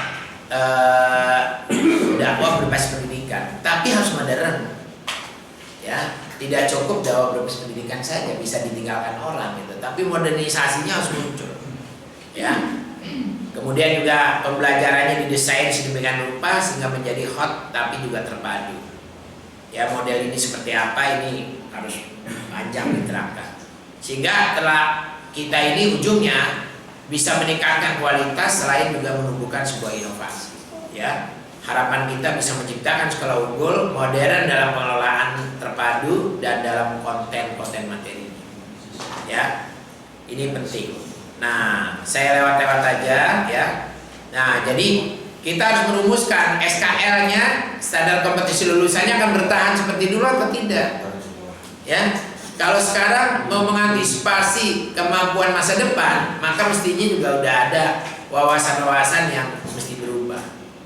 Ya, contoh SKL seperti ini, outcome-nya adalah kuntum umat, ya, umat yang terbaik. Di antara umat terbaik itu apa saja yang harus muncul kepada anak kita, ya. Nah, ini kemudian juga yang ini, maka kalau kita sepakat, ya, tadi visinya berubah, ya, kemudian misinya berubah, SKL-nya berubah, maka juga harus dibarengi dengan pengembangan kurikulum pada satuan pendidikan ini. Kurikulum kita pun harus berubah, ya. Kalau bisa supaya evaluasinya jangka panjang bisa terukur dengan baik, kita buat roadmap sekolah, gitu kan? Nah, kemudian juga penekanan pada keitean dan keunikan sekolah itu harus muncul sebagai suatu program unggulan kita. Sekarang kalau sudah ini kita cari semua, ya, kan permasalahannya, visinya berubah, misinya berubah, tujuannya berubah, kemudian yang akan diharapkan untuk masa depan juga seperti apa, SKL berubah, kurikulum berubah, maka berikutnya juga kita harus punya agenda yang disebut dengan dual mode. Ya, agenda yang disebut transformatif sekolah ini ada dual mode. Itu artinya apa? Ini kalau 60-40 itu tinggal bagaimana melihat, ya. Kalau misalnya Asia ini kan udah lama, kayaknya sih masalah mutunya masih bisa bertahan, ya. Oke, maka 60% sajalah sumber daya kita ini untuk masalah mutu. 60% itu baik dananya maupun sumber manusianya. Jadi yang menjaga mutu itu nggak semua, gitu, ya. Tapi ada yang konsentrasi 40% sumber dayanya diarahkan untuk membuat strategi dan program-program unggulan. Ya. Jadi yang strategi dan program yang pertama ini meningkat operasional excellence itu berkaitan dengan menjaga mutu, jaga mutu, ya, itu jaga mutu. Nah, menjaga mutu ini karena kita sudah bagus, maka tidak terlalu banyak konsentrasi di sini. Tapi mulai kita melirik yang namanya program-program inovasi. Nah, ya, kalau gini kita rumuskan itu akan lebih bagus. Dan ini contohnya, ya. Tapi ini bukan dijiplak, ya. Karena kalau saya ngasih materi ini begitu ditugaskan buat agenda dual mode ini juga, gitu, ya. Ini contoh aja. Misalnya contoh, ya, 60% sumber daya kita diorientasikan pada operasional excellence. Maka yang harus dilakukan programnya pembangunan kapasitas SDM, guru dan pegawai sesuai dengan perkembangan zamannya. Pembangunan kapasitas pengelola lembaga, ya. Peningkatan mutu sekolah. Capaian mutu itu menjadi acuan kita. Peningkatan sarana dan prasarana pembelajaran gak berhenti, ya, kita terus lakukan. Penguatan pengelolaan sekolah, koordinasi dan monitoring itu juga kita lakukan. Rutin operasional kegiatan sekolah ini rutin yang harus kita lakukan terus. Sementara yang 40%-nya kalau kita berorientasi pada dual mode, maka program inovasinya ini harus muncul dan pengembangan. Misalnya dakwah berbasis pendidikan BPI, jangan dianggap ini sebagai sesuatu hal yang biasa, gitu. Tapi kita bikin model, Kira-kira BP ini supaya efektif seperti apa modelnya? Ya, jangan sampai materinya masih pakai materi panah, duduknya melingkar. Itu udah gak zamannya. Padahal anak-anak kita sekarang sudah menggunakan digital. Maka dibuatlah model daobras pendidikan yang lewat Bina Pribadi Islami itu, tapi basisnya digital. Ya, anak-anak mungkin lebih diberikan sebuah kasus, mencari masalah gitu kan, supaya disuruh mencari hadisnya, ayat yang berkaitan dengan itu gitu. Itu saya kira model-model yang menarik. Dakwah tapi dikemas dengan model-model yang menarik. Ada iwa kita yang sekarang itu udah diikuti ya, permainan gamenya itu lebih dari 3 juta. Ya, itu setiap minggu setiap bulan itu dapat dari Google itu udah sekitar 15 juta. Karena pengikutnya banyak banget gitu ya. Padahal dia memanfaatkan tentang masalah digital kreatif dalam internet. Ya. Bahasa dakwah, tapi dikemas dengan cara-cara digital. Itu menarik. Banyak anak-anak muda yang tertarik. Ya. Salah satu yang digait itu adalah yang orang Aceh itu, lupa saya, anak muda yang Aceh yang berani ngobrol, ya, dulu aktif di pramuka juga. Ini salah satu. Dan sekarang saya punya tim ya, yang Innovation Center yang akan besok bicara Monef, itu juga tim anak-anak muda betul-betul. Tapi hebat-hebat. Ya, membuat konten-konten kreatif yang berkaitan dengan masalah-masalah inovasi itu luar biasa. Jadi misalnya contoh di ruang guru itu justru kita yang megang sebetulnya di dalamnya. Kenapa? Karena para pekerjanya ruang guru itu iba-iba kita gitu. Anak-anak awat yang muda-muda, masih muda-muda itu masuk di situ, dan itu konten-konten kreatifnya. Termasuk anak saya. Anak saya itu desain komunikasi visual. Tiap hari cuman bikin satu brosur saja di ruang guru, ya. Kerjanya cuma bikin brosur doang tiap hari, tapi brosurnya kreatif gitu, ya. Itu banyak sekali anak-anak kita. Nah, yang kayak begini itu namanya innovation. Dan mestinya Ajdia juga ada tim kayak gitu ya, tim khusus yang kerjaannya memang ngurusin inovasi aja. Apa sih yang harus dilakukan Ajdia supaya menjaga agar orang-orang yang sudah sekolah di sini, orang tuanya tetap menyekolahkan anaknya di sini, yang belum, terutama menengah ke atas, supaya jangan repot nanti bayarannya, ya kan? Misalnya gitu ya, itu gimana cara mempengaruhinya. Nah, itu yang namanya konten-konten kreatif yang harus kita lakukan. Kemudian juga teknopreneur itu harus mulai ya, sehingga anak-anak kita ini tidak bosen gitu ya, apalagi anak-anak yang punya basis kinestetik. Kalau anak-anak basis kinestetik dibikin hanya menghafal gitu ya, baik menghafal Quran itu kan suatu hal yang memang bagus yang harus kita lakukan. Tapi kalau semuanya matematik juga dihafal dan sebagainya, lama-lama itu jenuh. Makanya entrepreneur ini bagian yang harus kita lakukan. Kemudian kepemimpinan juga harus transformatif anak-anak kita ya. Bikinlah model-model latihan dasar kepemimpinan, tapi yang cepat gitu ya, mereka memahami potensi dirinya sehingga habis itu dia berkembang dengan baik. Nah, yang kayak begini itu namanya disebut dengan dual mode ini. Jadi kalau sekolah-sekolah sekarang memang harus dua ya, selain mempertahankan mutu dengan operational excellence, yang keduanya juga dengan inovasi dan pengembangan jangan lupa. Karena kalau kita tidak berkonsentrasi pada inovasi dan pengembangan, next practice-nya tidak ada. Yang ada best practices. Ketika orang lain juga meniru seperti kita, tinggal kita. Apalagi lebih murah, kan? Misalnya ada sekolah Islam terpadu lebih murah, tapi pelaksanaannya mirip Ajdia, hilang murid kita, ya kan? Dan sekarang model-model kayak gini banyak sekali. Udah gitu punya orang kaya lagi, ya, sehingga semuanya dibiayain dulu gitu. Nanti lama-lama naiknya cepet gitu kan. Kalau kita naiknya kan lambat, kalau dia naiknya cepet, ya, karena orang udah percaya. Nah, kayak begini-gini nih harus diantisipasi dengan yang disebut dengan transformatif sekolah kita, dengan keunikan dan sebagainya. Nah, untuk menghasilkan ini emang nggak mudah ya, kita harus ada analisisnya. Tapi ini panjang kalau yang ini ya. Jadi analisis, ya, ada SWOT analisis, ada pestel dan sebagainya. Ini juga nanti bisa. Nah, ini yang dimaksud cascading, ya. Jadi kalau kita sudah punya visi misinya bagus, kemudian juga analisisnya kuat, sasaran strateginya juga kita sudah buat sedemikian rupa, punya program yang baik, maka harus diimbangi dengan yang disebut dengan cascading. Cascading itu adalah bagaimana membuka, ya, membagi pekerjaan yang kita akan lakukan ini, baik yang berorientasi kepada pertahanan mutu maupun kualitas yang akan kita raih, ya, itu dengan membagi ke seluruh pembagian peran, baik suborganisasi, misalnya apa yang harus dilakukan oleh yayasan, apa yang harus dilakukan oleh pihak sekolah, terutama pimpinan sekolah, apa yang harus dilakukan oleh sub berikutnya lagi, misalnya wali kelas, ya, guru, kemudian pegawai, semuanya dapat pekerjaan-pekerjaan yang berorientasi pada pengembangan inovasi dan layanan ini, ya.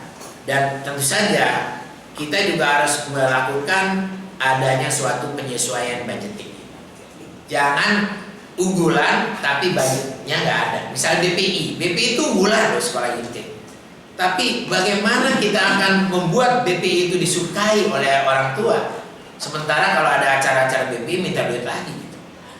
Ya kan? Jadi seolah-olah nggak sungguh-sungguh kita menjadikan BPI unggulan tapi tidak dibiayai oleh sekolah, ini baik. Oleh karena itu budgeting ini bagian dalam konsep balance scorecard, ya. Ketika itu unggulan mestinya akan mendapatkan biaya juga yang unggul, gitu ya. Baik, jadi ini Bapak Ibu sekalian, pemancing saya untuk berdiskusi, ya. Saya basisnya manajemen pendidikan dan ini saya udah pernah utarakan di Penabur. Dan saya sangat heran di Penabur itu luar biasa. Ternyata di Penabur itu ada strategi kepemimpinan. Saya tanya, kok ketua yayasannya di sini ada ketentuan ketua yayasan diganti 5 tahun sekali? Iya betul Pak. Kenapa? Karena supaya mengabdi pada Yesus, katanya. Bergantian. Kaget saya, hebat banget ya. Ternyata di sana kayak begitu-gitu juga menjadi patokan, gitu. Jadi kita ini mengelola sekolah bukan untuk bisnis Pak, tapi untuk pengabdian. Oleh karena itu ketua yayasan itu harus ganti 5 tahun sekali, katanya gitu. Saya bilang wah kalau di kita enggak. Tapi yang penting itu tanggung jawab, gitu ya. Kalau di NF sekarang luar biasa, kalau mau nyontoh ya, Nur Fikri itu yayasan luar biasa. Emang kerja tiap hari datang, ya. Ketua yayasan seluruh bidang-bidang itu kerja semua, dan itu ngabsen mulai jam 8 jempol pulang, ya. Sama dengan karyawan-karyawan semua, gitu. Salut saya. Dan biasanya kalau kuat seperti itu kayak di Abu Bakar Yogyakarta juga sama, Umul Qura, ya, Kasus Wono itu juga sama. Jadi ketika yayasan itu juga berdaya seperti itu, maka jadi seiring, gitu ya, dengan perjalanan sekolahnya. Mudah-mudahan di Azkia yang masih muda-muda nih kelihatannya pengurus yayasannya, mudah-mudahan juga menekuni, ya, pengembangan sekolah ini dengan baik. Ini barangkali yang dapat saya sampaikan. Sebetulnya ini kalau pengen merumuskan strategi plan, proses segala, ya nggak bisa. Akhirnya harus pakai workshop, ya kan? Jadi menganalisis betul-betul sehingga kita betul-betul menentukan program inovasinya apa, itu nggak bisa. Karena kita juga harus mengetahui model-model ini, ya, analisis lingkungan sekolah dan sebagainya itu, ya, sehingga nanti OA, TOCC, terus juga OMC dan sebagainya itu juga akhirnya merumuskan model sekolah unggulan itu seperti apa mestinya yang dilakukan di Azkia. Ini barangkali yang dapat saya sampaikan. Mohon maaf. Assalamualaikum warahmatullahi wabarakatuh. Waalaikumsalam warahmatullahi wabarakatuh. Kita kasih plus untuk baik Bapak Ibu, saudara-saudara, wah sangat menarik sekali ya materi yang disampaikan oleh Pak Dr. Sukro, itu tentang transformasi, ya, sekolah unggul berkarakter. Mudah-mudahan apa yang sudah sampai tadi menjadi praktek bagi kita semua untuk mengelola sekolah kita. Baik Bapak Ibu, karena waktu kita terbatas, ada beberapa menit lagi, kita berikan kesempatan kepada Bapak Ibu, saudara-saudara, untuk memberikan tanggapan ataupun ingin bertanya dari apa yang disampaikan oleh narasumber kita tadi. Kita buka untuk sesi ini 2 penanya saja. Silakan satu dari Ustaz, satu dari Ustazah. Silakan. Silakan kalau ada. Silakan Ustaz. Jangan nggak ngerti. Ada dua kemungkinan nih. Paham sekali. Paham sekali apa yang sudah dilaksanakan. Cuma istilahnya nggak ngerti. Iya. Ya silakan. Baik, yang pertama dari Ustaz Syukri ya. Silakan diperkenalkan nama. Syukri Sukro. Valensi tinggi. Sukro Valensi. Vero Ferry. Oke, Ustaz Syukri dari Ustaz siapa ya? Oh ya, Bu Dian. Silakan Ustaz Syukri dulu. Baik, bismillahirrahmanirrahim. Assalamualaikum warahmatullahi wabarakatuh. Waalaikumsalam warahmatullahi wabarakatuh. Syukran, anak-anak Mas Priyanti, kepala Siswa saya 1. Menarik sekali apa yang disampaikan oleh Pak Syukro, sehingga dari apa yang disampaikan ini banyak mungkin membuka akal pikir kita untuk kemajuan sekolah kita ini. Ya mungkin untuk saat sekarang ini keunggulan-keunggulan yang kita miliki itu tidak bisa kita katakan itu milik kita lagi. Jangankan swasta, di Kota Padang ini sekolah-sekolah negeri sudah meniru kita semuanya, Pak. Yang mulai dari program TAFIS, yang pendidikan karakter sudah ditiru semuanya. Maka memang perlu sebuah perubahan yang kita lakukan. Tapi memang dari betul apa yang disampaikan Pak tadi, karena kita adalah di SDM tadi ini. Bagaimana yang menanyakan meningkatkan mutu SDM kita agar bisa memiliki pola pikir lebih maju untuk pengembangan sekolah ini. Sehingga kan memang kalau kita sekolah swasta nggak boleh stagnan, harus terus berpikir maju ke depan. Sehingga kalau kita stagnan bisa saja ditinggalkan oleh konsumen kita. Begitu. Terima kasih. Oke, terima kasih Ustaz Syukri, Kepala SD Askia 1. Baik, berikutnya Ibu Dian Matiani, silakan Ibu. Bismillahirrahmanirrahim. Assalamualaikum warahmatullahi wabarakatuh. Saya Dian, Ustaz di Inspektorat sebenarnya. Karena mungkin di lembaga ini Inspektorat termasuk salah satu yang baru. Jadi memang saat ini juga diamanahi untuk membenahi gitu ya, kemudian untuk melakukan pengembangan apalagi yang mungkin yang perlu diperbaiki adalah bagaimana sih kita menentukan sebenarnya lembaga kita sudah seperti ini, sudah di titik ini, apa sih masalahnya, apa yang kita hadapi sekarang, kemudian titik lemah kita apa, jadi apakah ada instrumen khusus atau mungkin kita bisa muhasabah sendiri, melihat kondisi sendiri atau bagaimana gitu, sehingga kita meningkatkan lagi apa ya, dari titik yang mungkin sudah agak menurun kita melanjutkan lagi dengan pengembangan yang baru. Nah, mungkin itu yang ingin mendapatkan pembekalan sehingga kita bisa menjadi sekolah yang tadi bisa bermutu juga penuh inovasi, tetap dicari orang. Mungkin Ustaz, terima kasih. Oke, terima kasih Bu Dian. Kita langsung saja kepada Pak Sukro untuk memberikan tanggapan terhadap yang Pak Syukri sama Bu Dian. Ya, baik ya. Jadi saya Bu Dian dulu ya Pak Syukri ya. Jadi Bu Dian, kita sebetulnya analisis ini kan biasa yang sering kita kenal kan namanya analisis SWOT ya. SWOT itu masih bagus, cuman ada kelemahan karena tidak terlalu tajam melihat eksternal. Kalau SWOT itu kalau untuk internal itu bagus banget. Karena dia akan melihat sebuah kekuatannya apa, kelemahannya apa, kemudian tantangan ya kan, kemudian peluang. Nanti kita mengawinkan, misalnya kita ini punya kelemahan, ya dikawinkan dengan peluang, maka muncullah sebuah ide peningkatan apa yang harus dilakukan, gitu ya. Tidak bisa satu-satu, misalnya SWOT analisis kelemahan kayak gini. Kekuatan yang kita miliki dikawinkan dengan tantangan itu muncul inovasi, ya. Jadi kalau kelemahan dengan opportunity itu akan melahirkan yang disebut dengan program-program pengembangan. Tapi kalau kekuatan kita punya melihat tantangan yang luar biasa itu adalah menuntut adanya inovasi. Nah itu kayak begitu Bu, tapi harus tajam menyorotinya. Nah tidak cukup hanya itu, kalau kita pengen basis kita pengen mengenal ada di mana posisi kita, maka pakailah yang disebut dengan sistem analisis PSTLI. kita sekolah ini nggak bisa melepaskan diri dari politik, pengaruhnya ekonomi, sosial, teknologi, lingkungan ya, kemudian juga kebijakan. Itu yang disebut dengan sistem PSTL ini.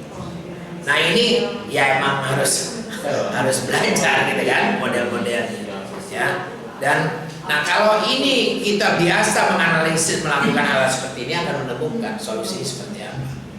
Jadi jangan sampai solusi itu ngarang gitu. Kita kan biasanya gitu ya. Dan dibiasakan memang setiap tahun itu ada evaluasi yang dilakukan oleh pimpinan terkait dengan pengelolaan sekolah, pembelajarannya seperti apa, dan itu nanti akan menemukan. Kemudian SDM yang sudah sesuai dengan perkembangan masa kini, ada nggak suatu kesenjangan? Misalnya contoh ya, di kampus tuh banyak dosen-dosen yang pengen cepet pensiun gitu. Kenapa? Yang ngajar pakai daring ya kan? Gimana kok? Nggak bisa. Ya, buka-buka Zoom-nya aja bingung. Udah gitu harus masuk LMS lagi kan? Penilaian semua terkoordinasi di situ. Terus ngitung nilai koreksi juga di situ. Bingung aku, dengan pensiun aja lah. Nah, kayak gitu-gitu lah. Ya, ini kan SDM ya. Sehingga yang namanya SDM ini luar biasa sekarang ya. Nah, sekarang bagaimana meningkatkan SDM ya? Berhubungannya dengan yang kedua tadi. Sebetulnya ada dua nih. SDM ini ada dua yang harus kita lakukan. Pertama kompetensi, yang keduanya kepemimpinan atau profesionalitas. Kalau kompetensi ya, maka peningkatan kompetensi harus dilakukan. Misalnya seorang guru, kalau dia mau jadi IPA dipastikan pedagogiknya benar, menguasai konten juga benar. Yang disebut dengan TPEK ya, Technological, Pedagogic, and Content Knowledge. Sekarang sudah mulai kayak begitu. TPEK itu adalah Technological, Pedagogic, and Content Knowledge. Kalau kita ingin ngasih materi ini, maka pedagogik yang cocok apa? Karena tidak ada metode atau pendekatan yang paling hebat. Yang ada itu tepat atau tidak. Teknologinya yang diperlukan itu model seperti apa gitu. Itu namanya TPEK. Nah itu berkaitan dengan kompetensi. Tapi kalau dia punya bakat memimpin, maka coba kita gali profesionalitasnya. Sehingga dua-duanya hebat. Maka kuntum heru umat itu sebetulnya itu gitu. Jadi kita kompetensinya hebat, kita menjadi insan unggulan, menjadi sebuah SDM rujukan. Pada saat di Azkia ini top ya, sebagai guru yang hebat, menjadi guru master misalnya yang bisa menularkan ke teman-temannya, itu pun juga kita harus terpublikasi juga di umum. Kalau maka didaftarkan menjadi guru penggerak dan sebagainya gitu ya, sehingga itu pengkaderannya seperti itu. Tapi kalau dia punya bakat keprofesionalannya untuk menjenjang karir di sekolah, itu juga perlu kita tingkatkan ya. Jangan sampai juga begini, dia kayaknya profesinya memang menekuni ilmu pengetahuan, menekuni masalah pedagogis, ya udah, jangan dipaksa untuk menjadi pemimpin gitu. Karena bisa jadi begitu masuk ke pemimpinan, ilmunya hilang, tapi pemimpinnya juga belum punya modal gitu. Makanya saya waktu dulu ya, ketika suruh nyeleksi, ada sekolah yang baru bikin, terus suruh nyeleksi, masuk silakan, saya pokoknya bikin SMA, pengennya itu dapat guru yang terbaik, gitu kan? Terus diusulkan, bagaimana saya mengusulkan? Nah, karena SMA ya, guru-guru SMP ini di-upgrade masuk ke naik atas, saya nggak setuju. Biarkan aja lah sesuai dengan kompetensinya. Dia guru SD, SMP gitu. Yang SMA baru kita rekrut. Tapi cara merekrut saya ada pendekatan lain. Saya tanya organisasinya di kampus. Kalau dia punya basis organisasi minimal lembaga dakwah kampus, itu menjadi suatu pertimbangan. Karena orang-orang yang organisatoris itu cepat menyesuaikan dengan lingkungan kerja. Ya, dalam teori behavior kalau quit itu bahwa pengetahuan belum tentu seimbang atau belum tentu menunjukkan sikap pemimpinan. Tapi kepemimpinan itu bisa dilatih pengetahuannya gitu. Maka model-model kayak gini ya. Jadi kalau bisa nanti rekrutmen baru ini cari orang-orang yang aktivis. Karena kalau dia jadi aktif itu cepat ya. Cepat dan juga gampang bergaul dengan para siswa. Itu paling penting ya. Nah, bagi yang terlanjur nih ya, sementara sekarang ini sudah ada di sini, mau diapain ya? Pembinaannya harus juga dilakukan, tapi ya harus juga tahu ya karakter mereka dan sebagainya. Jangankan Bapak Ibu, anak-anak kita sendiri juga kan modalitas belajarnya beda kan. ada yang audiovisual, visual, kinestetik, nggak bisa dipukul-rata. Maka di situ harus dipelajari dulu, ya. Sebetulnya ada materi yang ini ya. Sebetulnya gini loh Bu. Kalau kita pengen mengetahui, nggak apa-apa ya. Saya kenalkan dulu sebentar. Mudah-mudahan Mas Anies. Ini Pak. Oh, ini untuk sekolah nih. Jadi untuk menganalisis asesmen awal sekolah itu bisa kayak gini. Ya. Ada juga untuk ini, untuk para SDM ya. Para SDM itu begini loh. Jadi sebetulnya ada 19 ya kemampuan yang sekarang menjadi standar untuk internasional. Misalnya seorang guru itu harus apa aja yang harus diketahui oleh guru gitu. Ada. Nanti gurunya ngisi ya. Jadi kalau dari kompetensi itu dia ngisi misalnya tentang fleksibilitas, tentang adaptasi ya, tentang apa-apa gitu itu muncul. Nanti silakan dicontrek. Nah kira-kira sudah masuk ke baik atau tinggi gitu. Nanti kelihatan di situ. Oleh karena itu nanti pendekatan menyelesaikan kekurangan-kekurangan itu kita rumuskan pelatihan apa yang akan diberikan kepada para guru-guru kita itu bisa. Tapi ini harus dilaksanakan dulu yang namanya asesmen guru ya. Gitu. Itu barangkali ya. Biasanya nempel di sini nggak ada ternyata. Saya PowerPoint-nya banyak dari lupa di mana deh ya. Kemarin aja bingung. Saya bilang perasaan saya udah pernah bikin PowerPoint kayak gini nggak ketemu gitu ya. Nggak tahu saking banyaknya. Di laptop ada 4, tapi saya nggak tahu laptop yang mana yang ada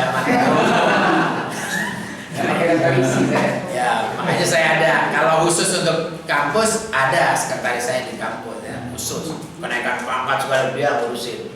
Kemudian sekarang kan harus ada BKD yang isi kan tentang kinerja dosen. Itu pada heran semua, pas perlu sibuk tapi duluan selalu gitu ngumpulinnya. Ya bukan saya kerjain. Gitu ya. Gitu. Kalau yang kerjaan sendiri saya ampun nggak bisa pokoknya ya. Baik, saya kira itu ya, Bu ya. Terima kasih Pak Syukroh yang telah memberikan jawaban terhadap pertanyaan Ustaz Sukri dan Budian tadi. Tentunya banyak yang mau kita tanyakan lagi ya Bapak Ibu, Ustaz-Ustazah. Memang kalau ilmu itu semakin dicari semakin kurang, semakin digali semakin dalam gitu ya. Waktunya kita cukupkan. Mungkin terakhir Pak ada closing ataupun doa untuk kita semua ini untuk Askia Pak ke depan ya, untuk Askia. Baik, kalau saya sebetulnya tadi ya, jadi jangan kita pernah puas dengan perolehan yang sekarang ini. Kan? Gitu. Saya yakin Asia terbaiklah untuk sementara ini sekolah-sekolah IT di Padang, ya. Tapi kalau kita bertahan, ya, tidak ada satu perubahan yang mengarah kepada net praktisis, saya khawatir, ya. Karena sekarang di Depok sendiri sekarang udah mulai nih antar sekolah yang terpadu itu bersaing gitu, kan jelek. Kan mestinya kan saling menguatkan. Nah itu akan terjadi saling penguatan ketika masing-masing sekolah punya keunggulan, sehingga tidak akan mengganggu keunggulan di tempat sekolah lain. Misalnya Nur Fikri menobatkan keunggulannya adalah di bidang penguasaan iptek dan digital. Makanya NF jangan ditiru ya, pakai HP ya nggak apa-apa, orang dia emang pasti digital mau diapain, ya kan? Gitu. Tapi dia bertanggung jawab mengendalikan anak-anak dengan caranya, gitu ya. Maka di SDA ini harus menemukan, tidak kira yang disebut dengan keunikannya apa, itu harus kita rumuskan ya.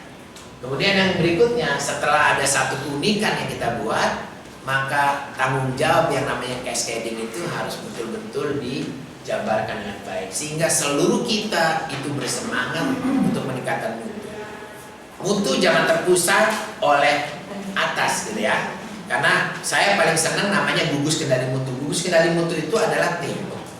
Jadi untuk masalah pembelajaran ya guru-guru timnya.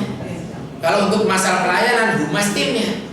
Untuk apa dan sebagainya gitu. Sehingga yang namanya gugus kendali mutu itu setiap tim itu tanggung jawab terhadap mutu sesuai dengan bidang gerak. Nah kalau itu dilakukan maka insya Allah semua merasa memiliki, semuanya tidak merasa dikoreksi, tapi dia mengkoreksi diri sendiri. Dan mengkoreksi diri sendiri lebih sulit daripada dikoreksi orang lain, gitu kan? Ini barangkali yang harus dilakukan sehingga cascading itu perlu diimplementasi di sekolah-sekolah kita insya Allah. Ini barangkali ya, mudah-mudahan Asia ke depan insya Allah makin maju, makin berkualitas dengan kumpulan-kumpulan next practices yang jelas gitu ya. dan juga cascadingnya juga betul-betul bisa dilakukan sehingga semua orang punya tanggung jawab yang sesuai dengan bidangnya. Ini barangkali sekian. Assalamualaikum warahmatullahi wabarakatuh. Waalaikumsalam warahmatullahi wabarakatuh. Sekali lagi kita kasih aplaus. Alhamdulillah Bapak Ibu Saudara, tibalah kita di penghujung acara kita pada hari ini. Kita ada lagi 2 sesi. Yang pertama nanti akan ada penyerahan cendera hati dari Askia. Kemudian kita berfoto di bawah, di lobi di bawah. Karena tadi Pak Sukro fotonya ada di rumah Pak Sukri. Nah, gitu ya. Tadi berfoto dengan Askia di rumah Pak Sukri ternyata, gitu ya. Dan kantor baru Askia ya, rumah Pak Sukri, gitu ya. Tadi di masjid juga ya? Masjid juga ya, masjid kemarin dari Sipul ya. Nah, juga sudah minum teh talu ya. Kalau ke Padang harus minum teh talu gitu. Berapa lagi? 3 lagi. Baik Bapak Ibu, saudara selanjutnya ada penyerahan cendera hati, cendera mata dari Askia. Mungkin diberikan oleh Malisannya.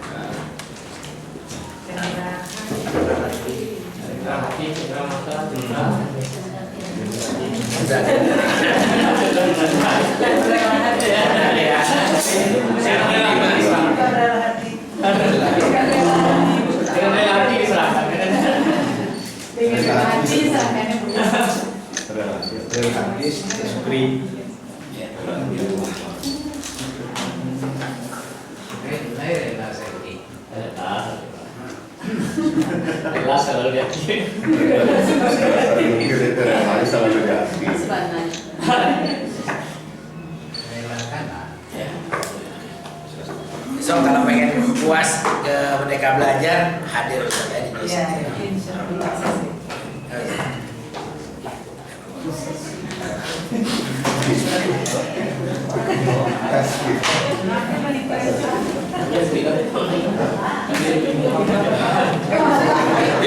Baik Bapak Ibu saudara, inilah acara kita. Setelah ini kita langsung bawa ke dalam puasa. Kita tutup dengan baca hamdalah, alhamdulillah rabbil alamin, doa kepada majelis. Subhanallahumma bihamdika, asyhadu an la ilaha illa anta, astaghfiruka wa atubu ilaika. Namun sebagai pembaca mohon maaf. Assalamualaikum warahmatullahi wabarakatuh.